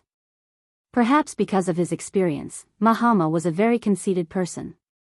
He had always been the one bullying others. Since when did others have the chance to find trouble with him? After learning about this, he first reprimanded his generals for their incompetence. How could they not have received the news that such an important city like Bulgar City had been lost? At the same time, he hurriedly mobilized all the troops stationed at the border of the Rossi Duchy from the west to the north. He wanted to take care of the 5-star army first and let them know who was the real king in this realm. This time, Mahama ordered his general, Gray, to lead 50,000 elite cavalrymen to Samara city and make preparations for the five-star army's arrival. Mahama and his generals had already analyzed the situation. As an outsider, the King Wunan of Damyang would not be able to fight a protracted battle with them. Just the cold winter temperature alone was not something they could handle. Therefore, the other party would definitely think of a way to end the battle quickly. Since that was the case, all they had to do was wait for the other party to arrive. The terrain outside Kazan city was wide and suitable for a cavalry charge. When the time came, he would let this outsider know that the so-called Great Ming Dynasty was just a two-legged sheep after so many years. As the descendants of Genghis Khan, the Golden Horde did not lack elite cavalrymen. They were good at war and came and went like the wind, giving people a headache. Even the Rossi Duchy, which had a certain number of firearms, had a headache. Speaking of the Rossi Duchy, after Ivan's army was defeated in Tove city, he returned to Moscow unwillingly. Not long after he entered the city, he received news that after Wu Xing's Third Army and the Five-Star Army's reinforcements met up, they left the destroyed Tove city and headed for Oxino city, occupying it. While they were recuperating, they were like a tiger watching a nail over the Rossi Duchy. As the saying goes, how could one allow others to sleep beside one's bed? The Five-Star Army's actions were seen as a threat and a provocation by the Rossi people. Not long after Ivan entered the city, he received news that his father-in-law was going to send troops to eliminate the Five-Star Army. At the very least, they were going to be chased out. With regards to his father-in-law's decision, Ivan raised both his hands in approval. Especially after fighting a battle with them and witnessing their abilities, he was even more convinced. In his eyes, the Five-Star Army was an existence that was on par with the Golden Horde. In the main hall, when Ivan arrived, all his generals were already standing there. They were listening to Vanya's report on the Battle of Tove city. Vanya knew the importance of this matter, so he did not exaggerate. Instead, he reported the entire battle truthfully. At the end of his report, he even said, "I don't think there was anything wrong with our command in this battle. I can only say that the Five-Star Army's cavalry was too strong." The Five-Star Army's ability was even stronger than the elite cavalry of the Golden Horde. They were not even afraid of the rumbling of cannons. They were a terrifying opponent. Stronger than the cavalry of the Golden Horde. After these words were spoken, many people in the imperial court chuckled. It was no wonder that they thought so. The Golden Horde was one of the purest descendants of the Mongol army. Many of their cavalry started practicing archery when they first learned how to walk. Who could possibly be their opponent? In the face of such mocking laughter, Vanya did not respond. On the contrary, he maintained his silence. This was his way of protecting himself. The reason why he was not a direct descendant of the Grand Duke of Blindness, but still had his own position in the court and others could not do anything to him, was because of this caution and carefulness. After all, he had already spoken the truth. As for whether they believed it or not, it had nothing to do with him. Seeing that Vanya did not respond, Ivan, who had just arrived, was not happy. His face darkened as he said, "Everyone, there is nothing funny about this. The strength of the Five-Star Army's cavalry will only be beyond your imagination." Ha ha ha. It would have been better if Ivan did not speak. His words caused even more laughter. What's going on? The smart Ivan sensed that something was wrong. He also did not know that when the news of his defeat came, Tugnev of the Vyatka city said in the court that their young master would definitely exaggerate the strength of the Five-Star Army's reinforcements to reduce his own guilt. At that time, many people heard it. Now that Ivan said it like this, wasn't it a confirmation of his words? Everyone recalled Tugnev's words. No wonder they laughed so loudly. The blind Grand Duke was also present that day. He also heard what Ivan said. When he saw his son Ivan jump out, his expression was not good. "Ivan, it's good that you're back. This battle has been hard on you. Go back and have a good rest." This was telling him that he would not be needed in the upcoming battle against the Five-Star Army. How could Ivan be willing to let this go? He immediately wanted to refute loudly, "Father-in-law, your son, enough, this is an order, not a discussion." The blind Grand Duke displayed the dignity that a person in his position should have. Then, he ignored Ivan and asked the ministers, "Oxino City is our territory. Our citizens are there. We must take it back. Who is willing to lead troops to complete this extermination mission?" Tugnev, who had long wanted to show off his skills, was waiting for these words. He immediately stepped out and said, "This general is willing." Speaking of which, Oxino City was actually one of Tugnev's areas of influence. If there was trouble there, as the true master, he definitely could not stand by and do nothing. The court meeting ended. Ivan was left behind to meet with his father alone. When there was no one else around, Ivan looked at his father with an unconvinced expression. He believed that his wise father-in-law would definitely give him a reason. "Are you unconvinced?" Although his vision was limited, especially in his left eye, the Grand Duke of Blindness could still sense Ivan's dissatisfaction. Ifan didn't hold back. He was indeed very emotional. "Father-in-law, what your son said is true. This 5-star army cavalry is very strong. If we don't pay attention to them, our army will definitely be at a disadvantage. Father-in-law believes what you said." Before Ivan could continue, the blind Grand Duke had already concluded. This time, Ivan was at a loss for what to do. Fortunately, the blind Grand Duke continued speaking. "Since you are so sure, what is there to worry about? Some people will definitely hit a nail on the head. Some people will definitely look down on their opponents. Since that is the case, why not let them suffer some losses? Whether it is the 5-star army's defeat or Tugnev's defeat, it is not a bad thing for our duchy, is it not?"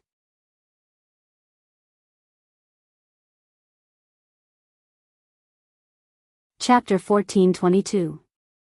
At this moment, Ivan suddenly realized that his father-in-law wanted to use the 5-star army to wear down Turgenev's strength. "Sai, you should know that your father-in-law has been painstakingly managing the Rossi principalities all these years, but not everyone supports our actions. For example, Maxim, Turgenev, and Vanya are the representatives. They have their own territories, their own forces, and even their own armies. They also have a group of nobles who are dissatisfied with us supporting them. Unless there is a legitimate reason, we can't do anything to them. If that's the case, why don't we let them fight the 5-star army? Just as you said, the opponent is very strong. Let them fight it out among themselves. When the time comes, whoever wins or loses will be beneficial to us." This was the Duke's plan. Ivan finally understood and was in a good mood. "Father-in-law, I was wrong." Seeing that his son understood his father's decision so quickly, the blind Duke was also very happy.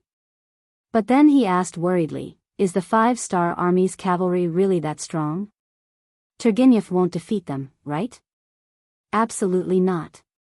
If we are cautious, we might be able to use a large number of cannons and double the number of soldiers, but with Turgenev's arrogance, we will definitely lose," Ivan said with an incomparably resolute tone.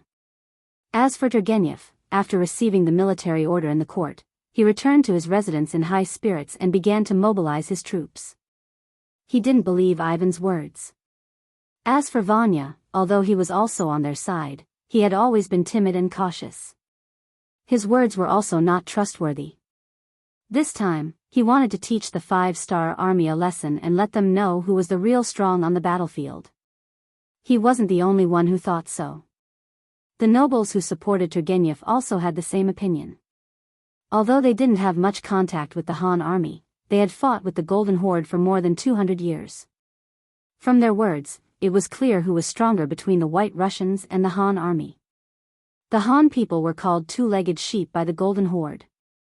According to them, when faced with the attack of the Mongol cavalry, the Han people either fled or surrendered.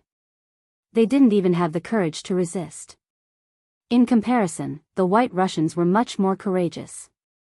Didn't this prove that they were stronger than the Han army? With the support of the nobles, provisions were naturally no longer a problem.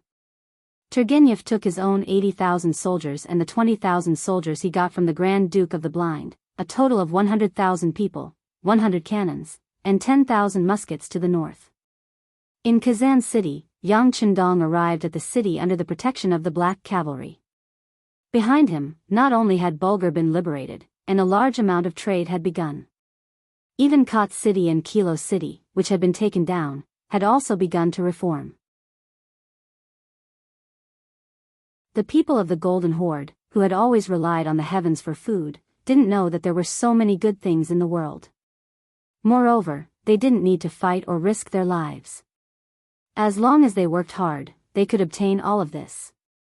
With food and water, and the hope of a better life, the three cities were quickly stabilized, and more Mongolian citizens were willing to work for them. Regardless of whether it was building the city, reclaiming the land, building roads, or mining, they were all very enthusiastic. Just like what Yang Chendong said before, these people had been suffering for too long. Now, as long as they put in some effort, no one would be stupid enough to go against the 5-star army. In the face of a bright future, the so-called ethnic background was worthless. If they didn't study, they wouldn't have the wisdom of the people. These people also had their own advantages. It was very simple to distinguish right from wrong. They would help whoever was good to them.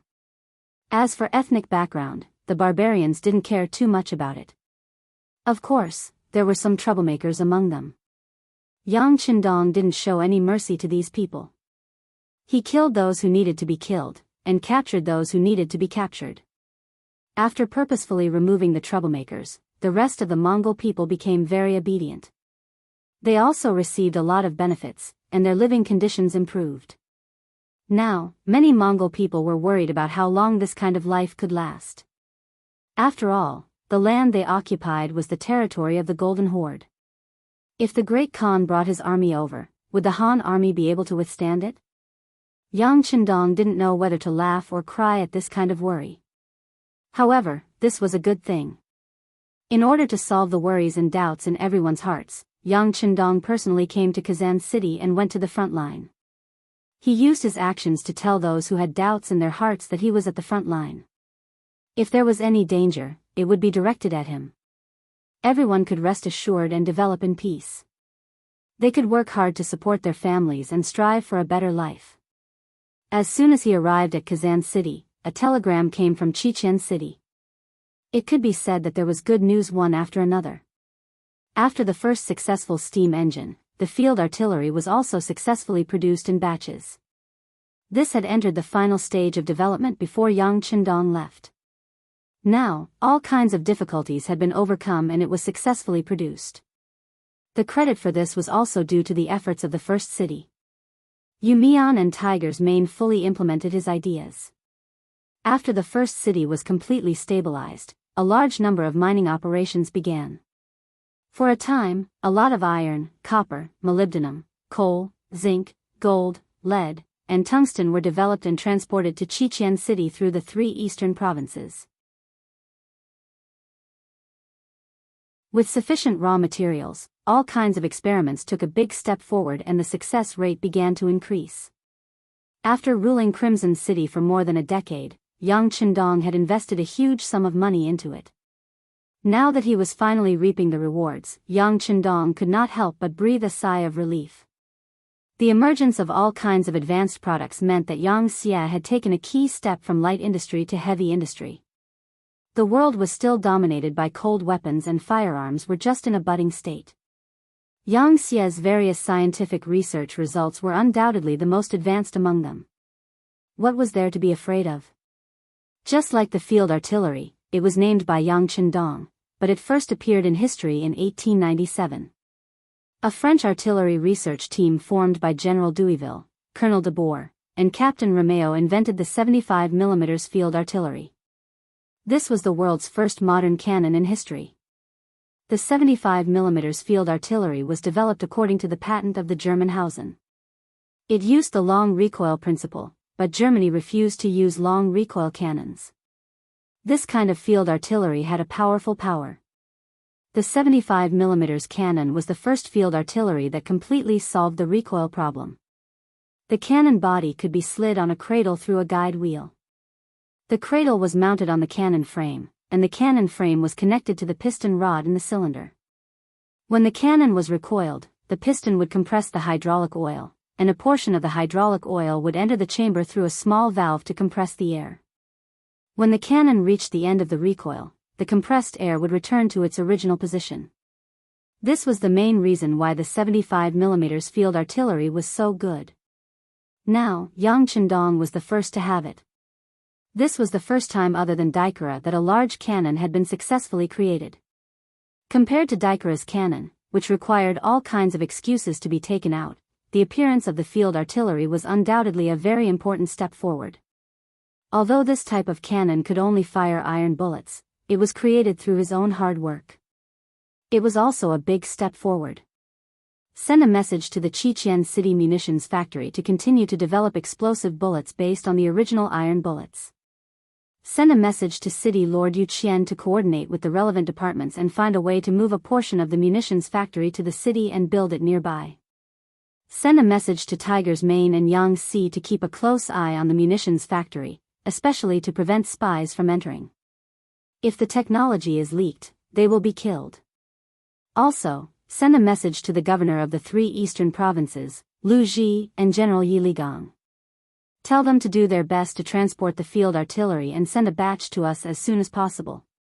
Yang Chendong, who gave a series of orders, wiped his fists. He couldn't wait to see the field artillery that could shoot up to 6 miles away in his hands, and the moment it showed its power on the battlefield. After dealing with these matters, the reform of Kazan City began. With the experience of the previous 3 cities, everything was carried out in an orderly manner. Other than a portion of the army, the rest of the army was ready to go all out against the Golden Horde's army. Originally, Yang Chendong wanted to use the 100mm mortar in Daikara to attack Salai City and directly threaten the Golden Horde Xingjing. But after receiving the news of the field artillery, he decided to wait. If he could use the artillery to deal with the enemy, why would he need the soldiers to fight on the battlefield? So after arriving at Kazan City, he stopped here and did not move forward. He only waited for the artillery to arrive before carrying out the next step of the military operation. And now, what he needed to do most was to prepare for the winter. Yes, although it was only the beginning of July and the weather was very hot, it was still necessary to prepare for the winter. This was due to the climate in Eastern Europe. Winter alone lasted for half a year, which was one of the main reasons for the poverty here. Without enough time to do what needed to be done, it was indeed difficult to develop. In order to live well in the winter, a source of fire was indispensable, and warm clothes were also indispensable. Yang Chendong had already started to prepare for these.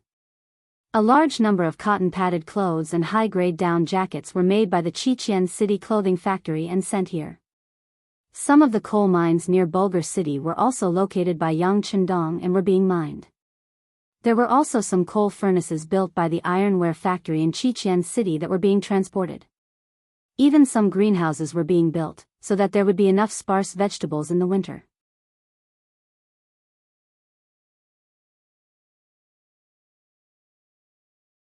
Chapter 1423. Yang Chendong was doing everything he could think of to prepare for winter. He wanted to use his actions to show everyone that the winter here was not difficult. As long as they were prepared enough, it was possible to make the outside cold and the inside warm. As long as they got used to living here, the fertile black soil was a treasure. They could grow all sorts of crops with higher yields and better food. Yang Chendong did not move forward after arriving at Kazan City. This scene was seen by the Golden Horde, and they were very confused. They did not understand why the 2-legged sheep were not moving forward. Were they afraid, or did they know that they were prepared to teach them a lesson in front of Samara, and did not dare to come? Alright, since you're not coming, we'll go, right? General Gray decided to give up on defending and take the initiative to attack. For this reason, he mobilized the army to find 30,000 White Russians and captured them to serve the army. Capturing slaves to charge into the army was a tradition of the Mongolian cavalry.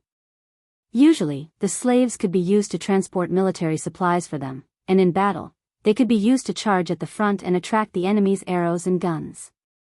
In a chaotic world, human lives were cheap. The Mongolian cavalry had never treated the White Russians as human lives. The moment he set out, the scouts reported back. This made Yang Qindong, who was prepared to defend the city, see an opportunity. He decided to change his strategy of only defending the city. Nothing in the world was difficult for those who set their minds to it. Many things had two sides to them. One side was good, and the other side was bad. It was just that most people could not see it. If it was only the Mongolian cavalry, Yang Qindong decided to defend with the city walls and not attack them. He would just let them attack and deplete their strength. But there were 30,000 White Russians among them. That was a completely different story. Yang Qindong's next big move was all about manpower. These 30,000 people were right in front of him. How could he not take them? Not only that, but after considering the cost, he decided to take all 50,000 Mongolian cavalry. This way, the lack of manpower would be greatly reduced. Yang Qindong summoned a group of high-ranking officers and gave them orders one by one. Xiao Feng, the commander of Cold Front's 2nd Division, who had just arrived, looked very excited. As one of the first officers to follow Yang Qindong, Xiao Feng had been holding his breath all these years. It seemed like the 6th young master trusted him and handed over the security of Laos, Vietnam, Cambodia, and other provinces to him. Usually, he only needed to lead the elite Cold Front to travel between these provinces and show his head from time to time to intimidate some people. It might seem like a lot of work, but in reality, letting the most elite Cold Front do this was like using a butcher's knife to kill a chicken.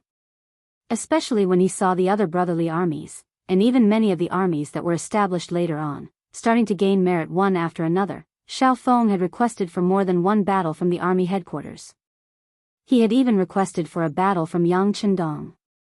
But because of work reasons, he had not been transferred. 10 years passed just like that. Vietnam and the other provinces had completely stabilized. The people who moved here from other places had already gotten used to the way of life and social order here. The only thing left for Cold Front's 2nd Division to do was to train and train. Just as many aspiring soldiers were complaining endlessly, and many of them even began to request for transfer, Yang Qindong's telegram finally arrived. He still remembered that day. Xiao Feng's face was covered in tears as he knelt on the ground emotionally. After receiving Yang Qindong's orders, Cold Front's 2nd Division did not delay at all. Other than not being able to do anything on the ship, once they arrived on land, they rushed to Eastern Europe as fast as they could. They were afraid that Yang Qindong would change his mind at night and that they would not be able to make it in time for the big battle. Just like that, 20 days in advance, Cold Front's 2nd Division reported to Yang Qindong and was fortunate enough to make it in time for the big battle. In the military meeting just now, according to Yang Qindong's military plan, Cold Front's 2nd Division was clearly the main force. Although it seemed like they were under a lot of pressure, Xiao Feng did not even frown. The harder the mission, the more it proved the ability of Cold Front's 2nd Division. The 5-star army was waiting in formation. The Mongol cavalry did not rush and appeared in Kazan City 7 days later. This did not mean that they did not want to move faster. It was just that the 30,000 White Russian slaves seemed to know their fate.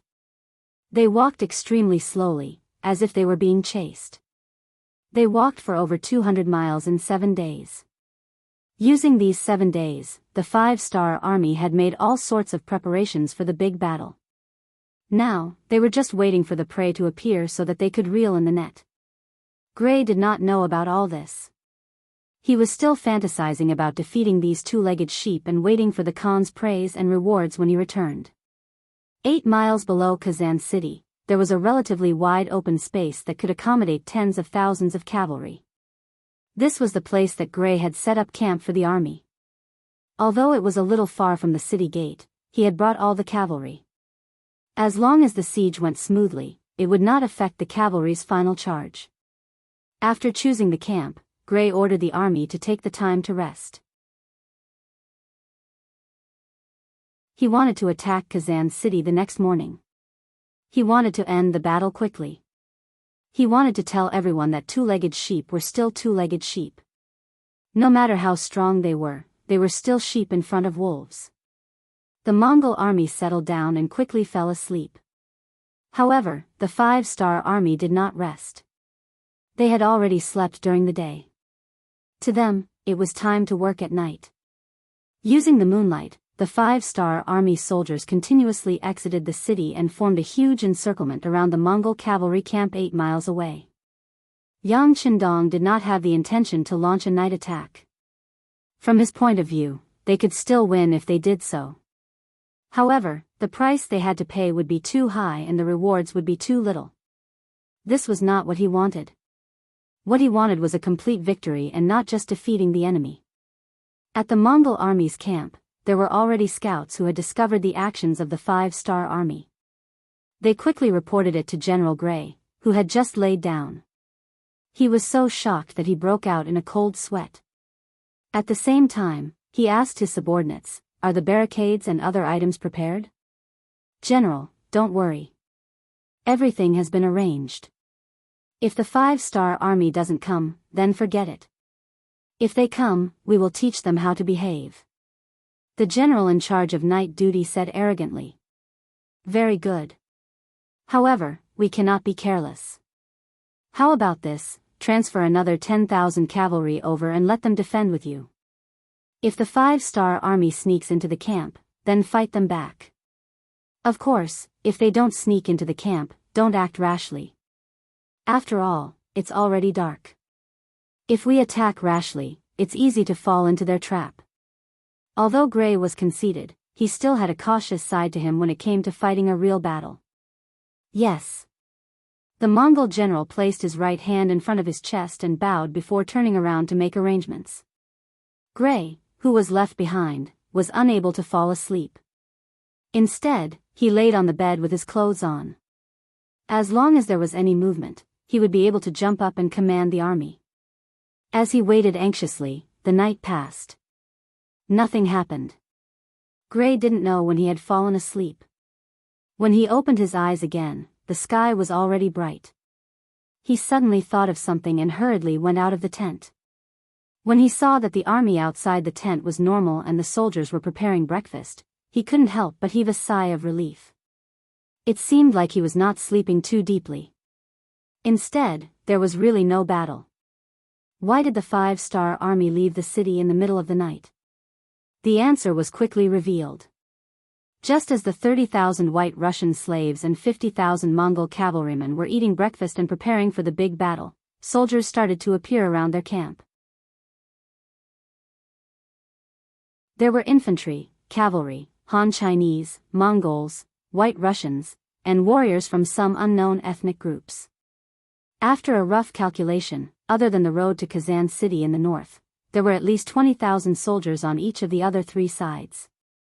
In total, there were 60,000 soldiers surrounding them. Ha ha ha ha. After Gray received the accurate information, he could not help but laugh out loud. 60,000 soldiers surrounding his 80,000 soldiers. What was the Han army doing? Was this a joke? Did they not know that there was no way to hide the truth? Come, send out 5,000 cavalrymen to attack the right side. I want to see who in the world can be our opponent. Gray said with a face of confidence. The generals under him immediately obeyed. A group of 5,000 Mongol cavalrymen left the main camp and started to gather on the right side of the army. The 5-star army on the right side had roughly 20,000 men. They were made up of the 2 regiments of the new Second Army, the 3 battalions of the 2nd Cold Front Division, 1,200 men, and the White Russian Division, 15,000 of which were cavalry and 10,000 of which were infantry. After taking down the 4 cities of Kazan, the White Russian Division's numbers had grown. They had gone from 20,000 men to 60,000 now. Although their fighting strength had not been fully formed, and they had not been tested by war, when they all stood out, they gave off a strong aura. The one in charge of the safety of the right side was the 2nd Regiment commander of the 2nd Cold Front Division, Zhong Guanquan. When he saw the Mongol army gathering their troops and charging towards them, a smile appeared on his face. "Ha, good timing, good timing. Come, Cold Front Division soldiers, get ready to shoot. New 2nd Army cavalry, get ready to charge. White Russians, get ready to clean up the battlefield." Knowing what his mission was, Zhong Guanquan laughed out loud as he made arrangements for his troops. After which, he personally walked in front of a light machine gun and got into a shooting position. Trap was the tactic that Yang Qindong had prepared for the Mongol cavalry. Relying on the advantage of the Cold Front Division's firepower, they would surround the 80,000 soldiers until they surrendered. With that, they would be able to capture many strong laborers. This would be extremely important for Yang Qindong's plans.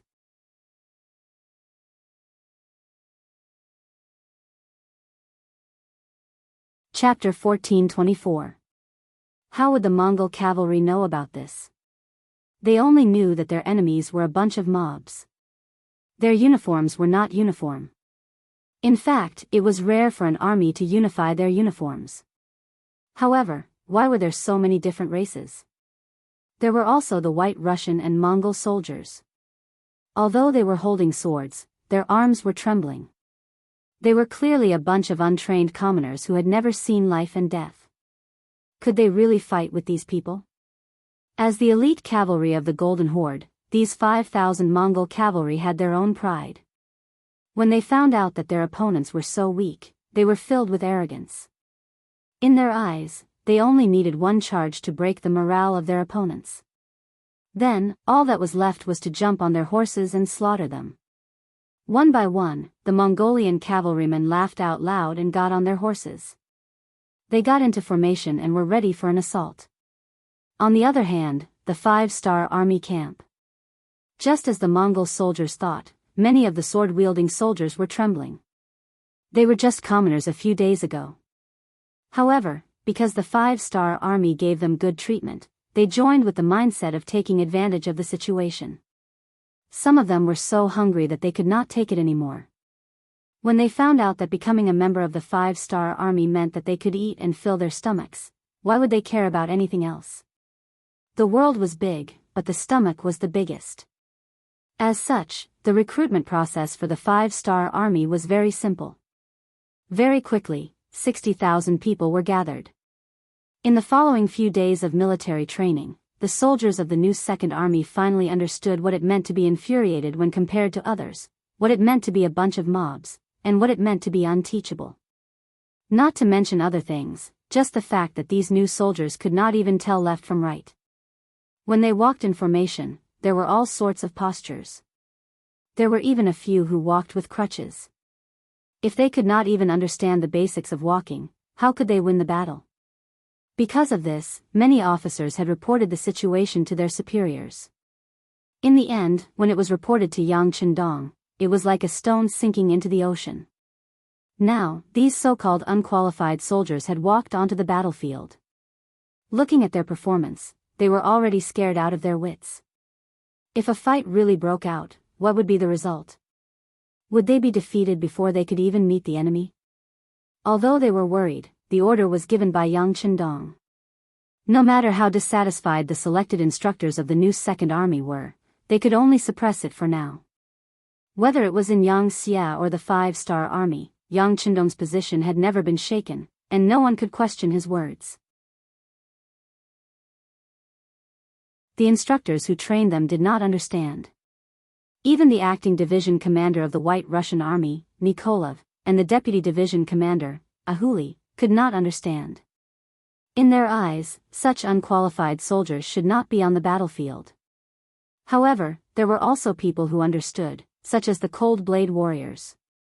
As Yang Qindong's earliest trainees, many of them had learned from him.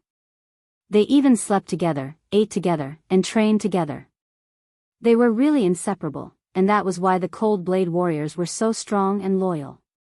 Even now, the selection of the Cold Blade warriors was extremely strict.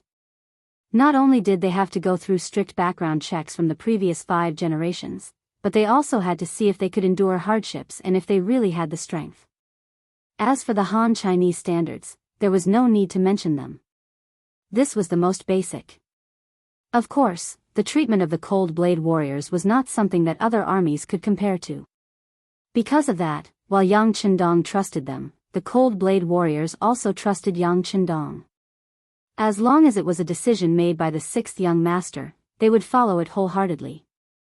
Even if he asked them to climb a mountain of swords or dive into a sea of fire, they would not frown. Just like now, seeing that the Mongolian cavalry was about to attack, the other people were still nervous. Even the White Russian recruits were not confident, but these cold vanguard warriors did not even think about this problem. Their thoughts were very simple, and that was to destroy the enemy. Hurt them so that they would tremble when they heard their names and lose their will to fight. On the battlefield, the 5,000 Mongol cavalry who were ready finally moved. Facing the encirclement formed by the 5-star soldiers 5 li away, they launched an assault. A total of 5,000 cavalrymen formed a fan shape as they charged forward in a long snake formation. Their shouts and cries rang out incessantly. The Mongol cavalry loved to shout when charging. It was as if they did not shout, they would not be able to show off their strength. Often, such shouts could scare the enemy and cause their morale to drop by 30%. White Russian soldiers, take out your bows and get ready. One of the new Second Army's commanders yelled. Following which, the 8,000 White Russian archers raised their weapons and began to knock their arrows. Speaking of which, these archers were not up to standard. They had only trained for less than 7 days. Although some of them had come into contact with things when they were young, there were only a few of them. Most of them could only shoot arrows. As for hitting the target, that was not a joke. Although the number of 8,000 soldiers was not small, no one knew how much of a threat and lethality they could pose. Just when everyone was looking at this scene worriedly, Nicholas and Ari, who were standing on the top floor of Kazan City, were looking at these recruits with a pair of binoculars.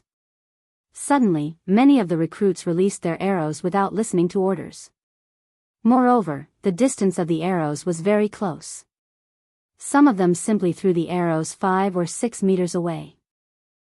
Beta Persei, who was looking at this scene through his binoculars, could not hold his breath and spat it out. Then, he felt that this was not good, so he quickly lowered his head and suppressed his laughter. How was this the performance of an army? Nikolov and Ahuli lowered their heads, wishing that there was a hole in the ground for them to crawl into. These were their soldiers. Although they were not personally trained by them, this kind of performance still made them feel ashamed. On the city tower, many people who saw this scene could not help but laugh, including Yang Qindong. However, he was not mocking them. He just felt amused. Then, when everyone was laughing, he said, "There will be a first time for everyone, but this kind of thing will not happen again in the future." Naturally, no one doubted Yang Qindong's words, but it did not stop some people from thinking otherwise. Many people even thought that after this battle, these recruits would probably die, so there was no need to talk about the future. In this way, the 6th young master was right.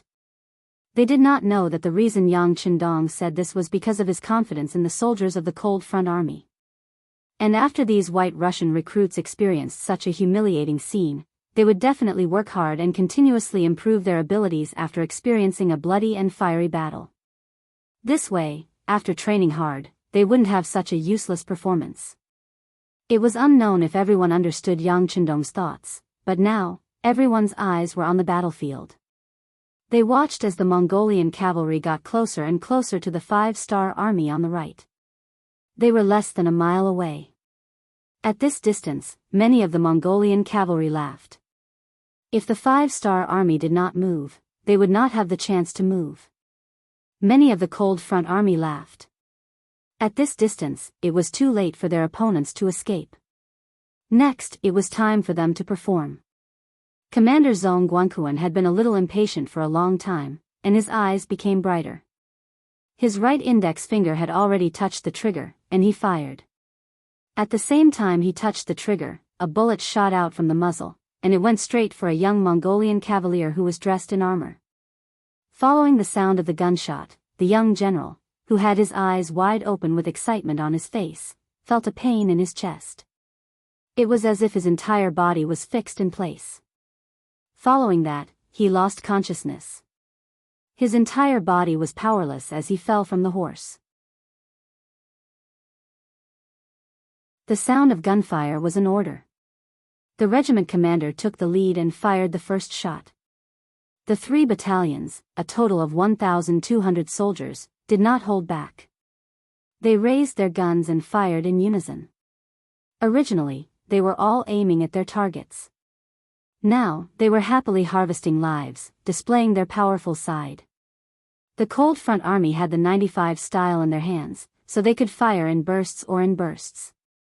1,200 people against 5,000 people, it seemed like there was a huge difference in numbers, but in reality, it was just 1 against 4. This was not a big deal. Compared to the 2,000 black cavalry taking care of the 100,000 Baiming Liaodong iron cavalry, this paled in comparison. Gunshots rang out, and according to the commander's rules, a soldier could only fire 5 shots. No matter what the result was, they could not fire anymore. The meat that they ate, they had to leave the soup for their brothers, right? With each person firing 5 shots, that was 6,000 bullets. It was inevitable that some of them would miss, and some of them would be hit by 2 bullets. After the gunshots, not all of the Mongol cavalry were wiped out. At the very least, there were less than 1,000 Mongol cavalry standing there. However, they were no longer charging forward. Instead, they were either standing there in a daze or turning their horses around to escape. After 10 years of training, not everyone in the Cold Front Army was a sharpshooter, but there were many who could hit the 48th circle with 5 bullets.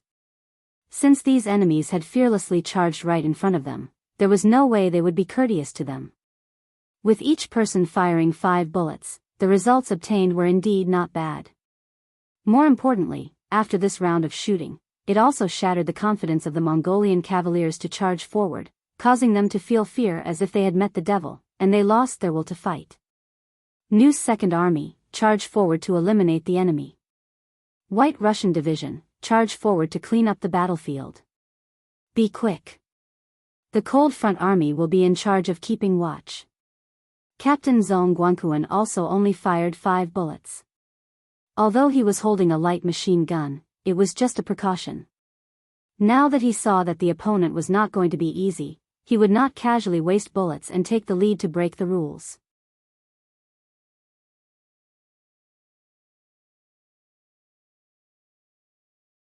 Chapter 1425. The 4,000 cavalrymen of the new Second Army, who had been waiting impatiently for a long time, dashed out like arrows leaving the bowstring after receiving the military order. Following closely behind were 15,000 White Russian recruits. Although they didn't have much combat experience and their military qualities weren't up to par, they were still capable of cleaning up the battlefield.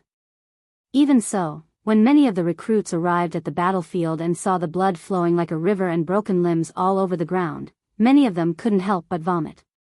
This was normal, and no one would laugh at them. Elite veteran soldiers weren't originally so iron-blooded. They were all tempered through battle after battle. In the middle of the Mongolian army, Gray saw this scene with his own eyes, and a flash of astonishment appeared in his eyes.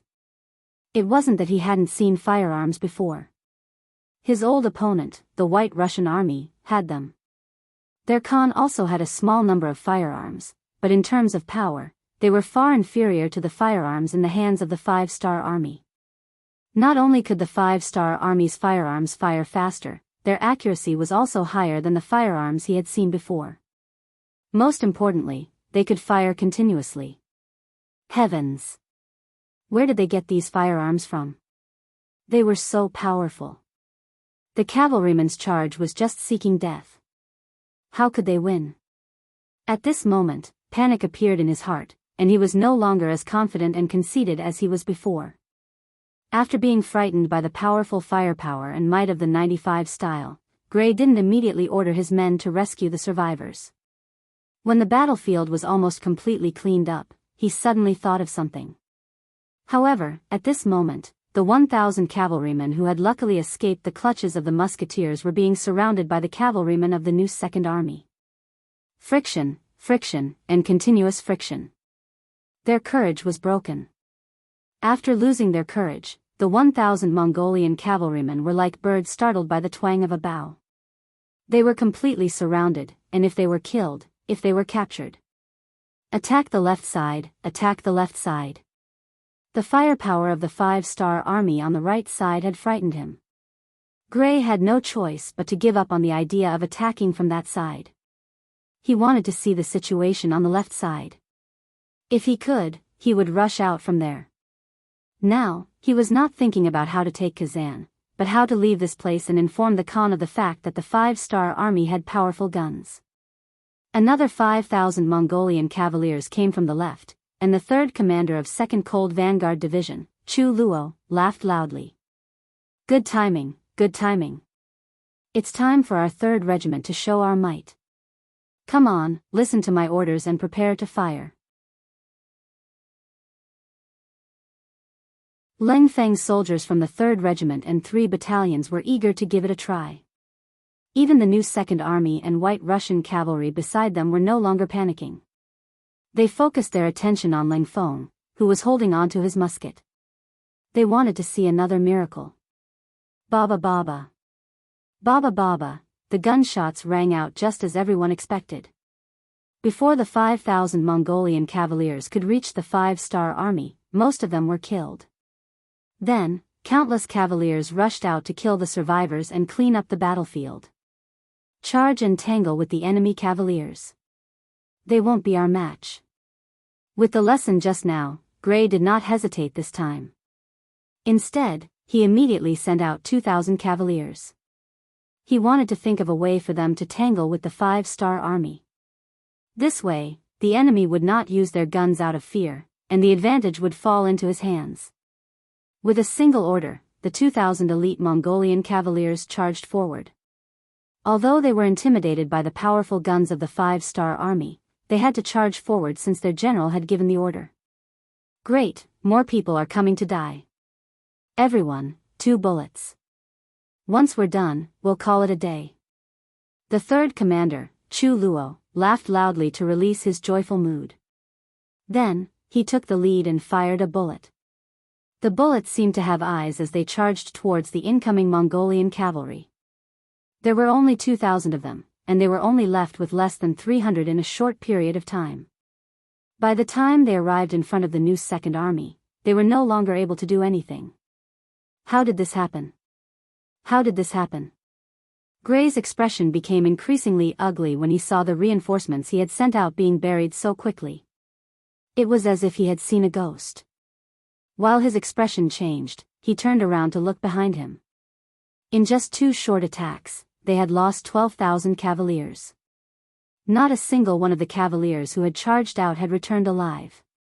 This was the first time he had seen such a loss after becoming a general. In the past, when he had fought with the White Russian army, he had suffered some losses. However, if he wanted to retreat, he could do so. How was it like facing the 5-star army, where none of the cavaliers he had sent out had returned? It wasn't just Gray. The 3,000-plus cavaliers under him, as well as the 30,000 White Russian slaves, all revealed terrified expressions. This time, they had thought that this was an easy mission to complete, and that it was time for them to show off the might of the Mongolian cavaliers. However, who would have thought that this was simply hell? In front of the 5-star army, they were just like loathsome mosquitoes that could be stepped on and slaughtered at will. No one had any ideas. They could only look at Gray, hoping that he would have a way to turn the situation around. However, Gray had long since run out of ideas. He had only taken a glance behind him, and did not give the order to break out of the encirclement. From his point of view, he still had a chance. There was no need for him to make a decision to fight to the death. He could continue waiting. Once there was no news of him from the Khan for a long time, he would definitely send reinforcements. When that happened, there would be an opportunity for him to coordinate with the Mongolian cavaliers. With hope in his heart, Gray decided to pull back his troops and focus on defense. His army could no longer take a beating. If not, their morale would be completely destroyed.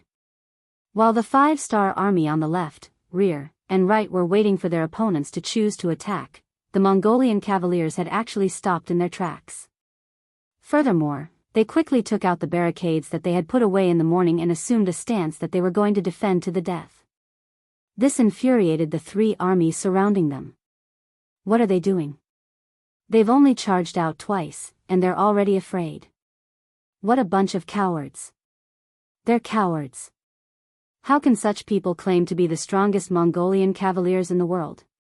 What a joke. Angry shouts followed, and there were even people shouting in dissatisfaction. When the shouts reached the Mongolian camp, the faces of Gray and many of the young generals turned pale. They were ashamed and embarrassed. Not long ago, they had accused the Hans of being two-legged sheep, saying that they only knew how to hide within the city walls and not dare to come out to fight. However, today, everything had changed. They had become cowards, cowards who did not dare to come out to fight. However, they were still inferior to the Hans. At the very least, the Hans had sturdy city walls, while they only had a simple camp made up of wooden fences. Could such a camp block the enemy's charge? Order the archers to prepare for a counterattack. Also, place the 30,000 White Russian slaves at the outermost perimeter. Gray said worriedly. He wanted to use the White Russians as human shields to protect their safety. Regardless of whether the White Russians were willing or not, under the threat of the 30,000 Mongolian cavaliers, they could only do as they were told. This scene was seen by the surrounding White Russian soldiers, causing many of them to reveal expressions of anger. Although these people were not their friends, from a certain point of view, they had a common ancestor. In fact, if they were a few generations older, they might even be of the same race. Seeing their fellow countrymen being humiliated and threatened, some of the hot-blooded people actually took the initiative to ask for battle. They wanted to charge up and kill the Mongolian cavaliers to save the people with the same skin as them. On the city wall, the generals were still in a state of excitement from their great victory, especially Nikolai and Ahuli. This was the first time they had seen the 5-star army show off their might with their guns. Naturally, they were excited and emotional. They were proud to have joined such a powerful force. At this moment, the voices of the soldiers asking for battle reached the ears of the two division commanders. After looking at each other, they reported to Yang Chendong. The final decision was still in the hands of Bugnam of Gojoseon. Let's talk about it later. Yang Chendong did not agree. From his point of view, now was not the time to attack. Although the White Russian soldiers were of a different race, they had surrendered to him and joined the 5-star army. He had to consider their safety. At the very least, he could not let them die for nothing. Before they could form a fighting force, Yang Chendong would not let the White Russians take the risk. This was out of kindness, and Nikolai and Ahuli were naturally clear about it. They did not fight for it. Instead, they were touched by Yang Chendong's sympathy. Furthermore, Yang Chendong's gaze was deep and calm. With the might of his guns, the 80,000 Mongolian soldiers were just monkeys in the palm of the Buddha. He could play with them however he wanted. If not for the fact that the other party was strong and could not develop without sufficient manpower, he would have already given the order to annihilate them. Yang Chendong did not hold much hatred towards the Mongol army. Due to geographical reasons, the Mongol army did not have much conflict with the Han people. Even after they were defeated in history, they did not cause much harm. Therefore, if he could capture more of them, he was willing to do so even if it took more effort. Gray didn't know about this. What he needed to do now was wait for reinforcements to appear. This time, as he was rushing for time, he had only brought 3 days' worth of rations. From his point of view, even if they could not attack Kazan City, reinforcements would arrive. If they did not have enough rations, they could just wait patiently. In fact, he was still waiting for reinforcements to appear. At that time, he might be able to coordinate with them. After seeing the might of the 5-star army's guns, he did not dare to think about attacking the city. However, there was a high possibility of retreating.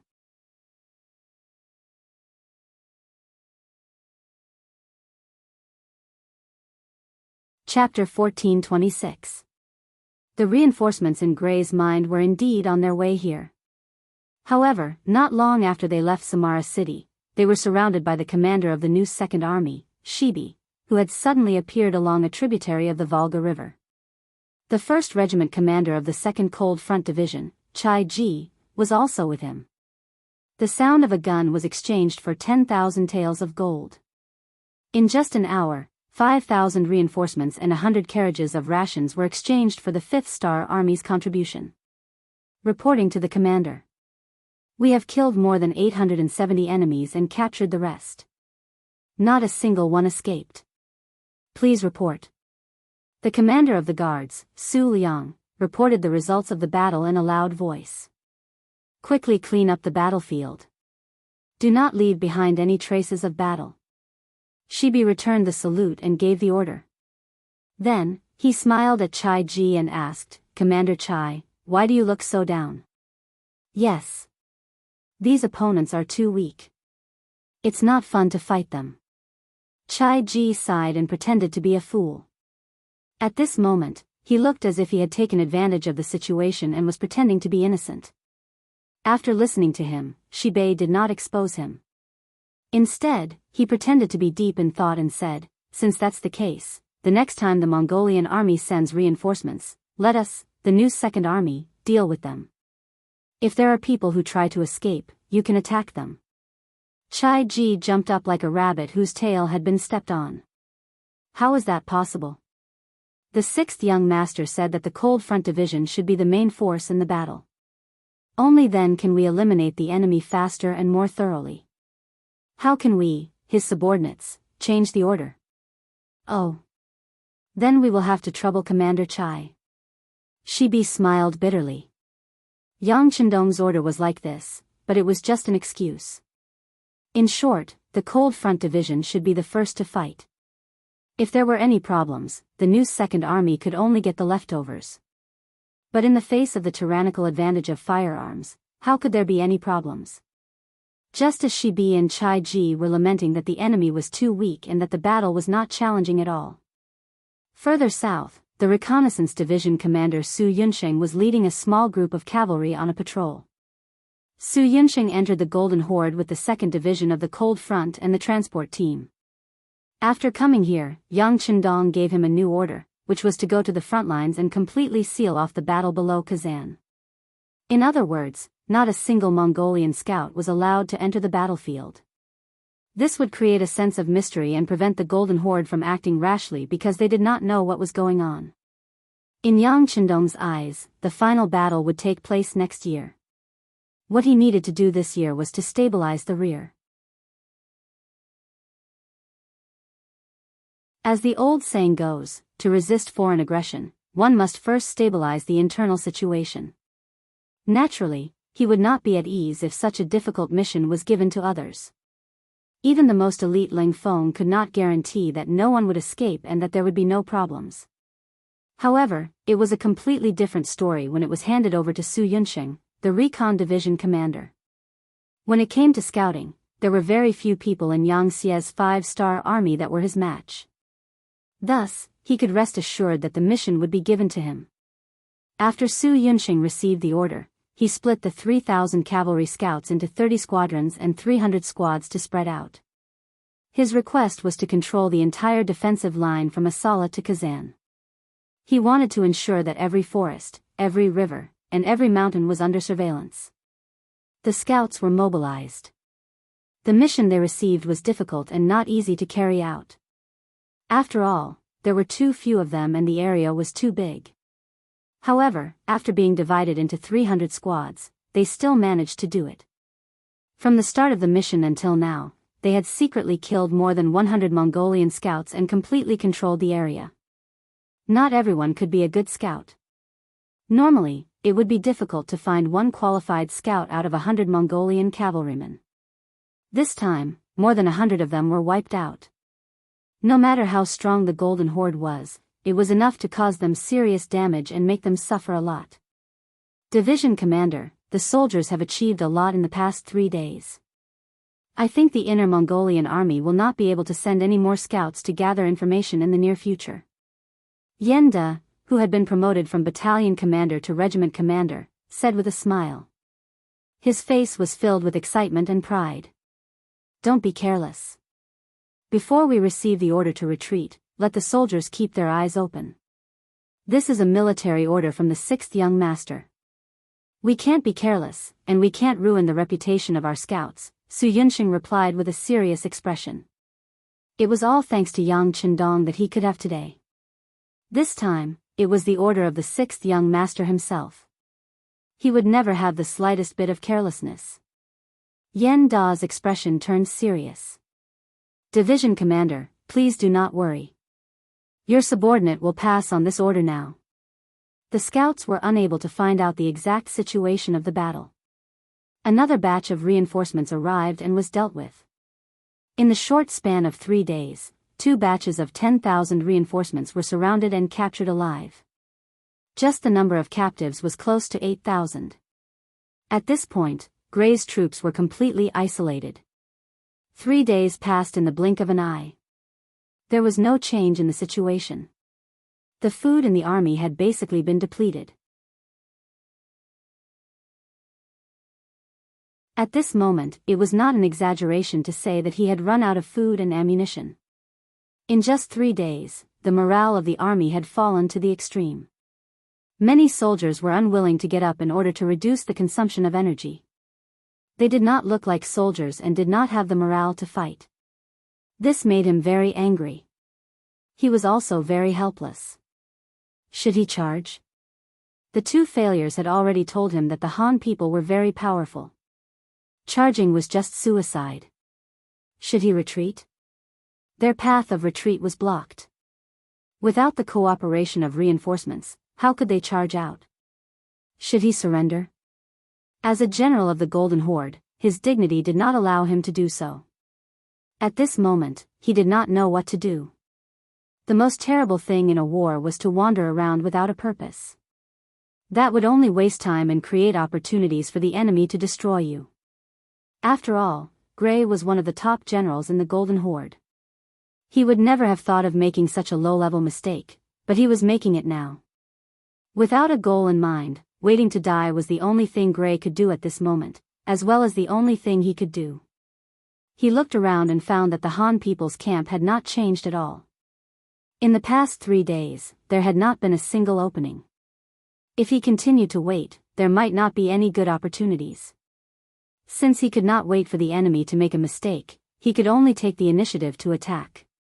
Without anyone to cooperate with, he could only rely on himself to kill his way out. No matter what, he was the second-ranked general of the Golden Horde. He had a resolute heart. Gray's target was the southeast side behind him. He had already observed that there were only about 20,000 Han people there. He still had 30,000 elite cavalry and 30,000 White Russian slaves. When the time came, he would leave 20,000 White Russian slaves to guard his back while the 10,000 White Russian slaves charged forward. Once they got close to the Han army, he would lead the cavalry to break through the encirclement. He did not ask for victory in this battle, nor did he ask for the number of enemies he could kill. As long as he could charge out, it would be a victory. With such low requirements, there should be a chance for him to do it. Men, distribute the rations and prepare for battle. Gray was very smart. He used the Han people's military tactics to fight to survive. Without enough rations, everyone could not continue to wait. The only path left was to fight with their lives on the line. Kazan City. Every move of the Mongolian army would be reported to Yang Chendong at any time. When he heard that the other side had started to distribute the rations, Yang Chendong, who was writing a development plan with his head lowered, slowly raised his head. His eyes flashed with a light of wisdom. Are they preparing for a counterattack? It's been 3 days. They should be unable to hold themselves back. Gray did not know that his every move had been seen clearly by Yang Chendong. Even if he knew, he would not care. He had summoned several captains and kiliarchs of the army, and was cheering them on. Everyone, the might of the 5-star army's firearms is extremely strong. They are many times stronger than the White Russian army. This kind of enemy is not something we can deal with. Therefore, I have decided to break out of the encirclement. As long as we can escape, it will be a great victory. We can then report the situation of the 5-star army to the Khan. In the future, we should not be impulsive and take the initiative to find trouble. Defending our own city is the best choice. After all, it has been proven that the other side only has firearms and no cannons. This is the only thing we can rejoice about. Bang, bang, it seemed to be a slap in the face. Just as Gray finished speaking, the roar of the cannons rang out, causing the faces of the generals present to turn ugly. There was no need to talk about Gray. His eyes were so red that they could be compared to a monkey's butt.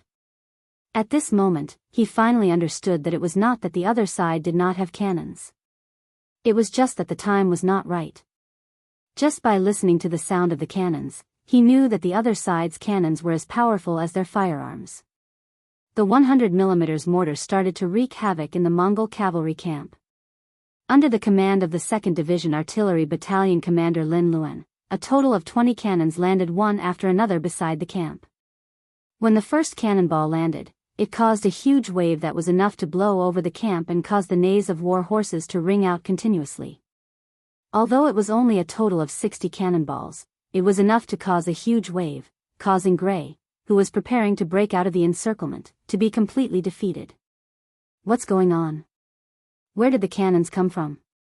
Where did the cannons come from? Gray walked out of the large tent and grabbed a Mongol soldier who was running around in panic. It's the cannons from Kazan City.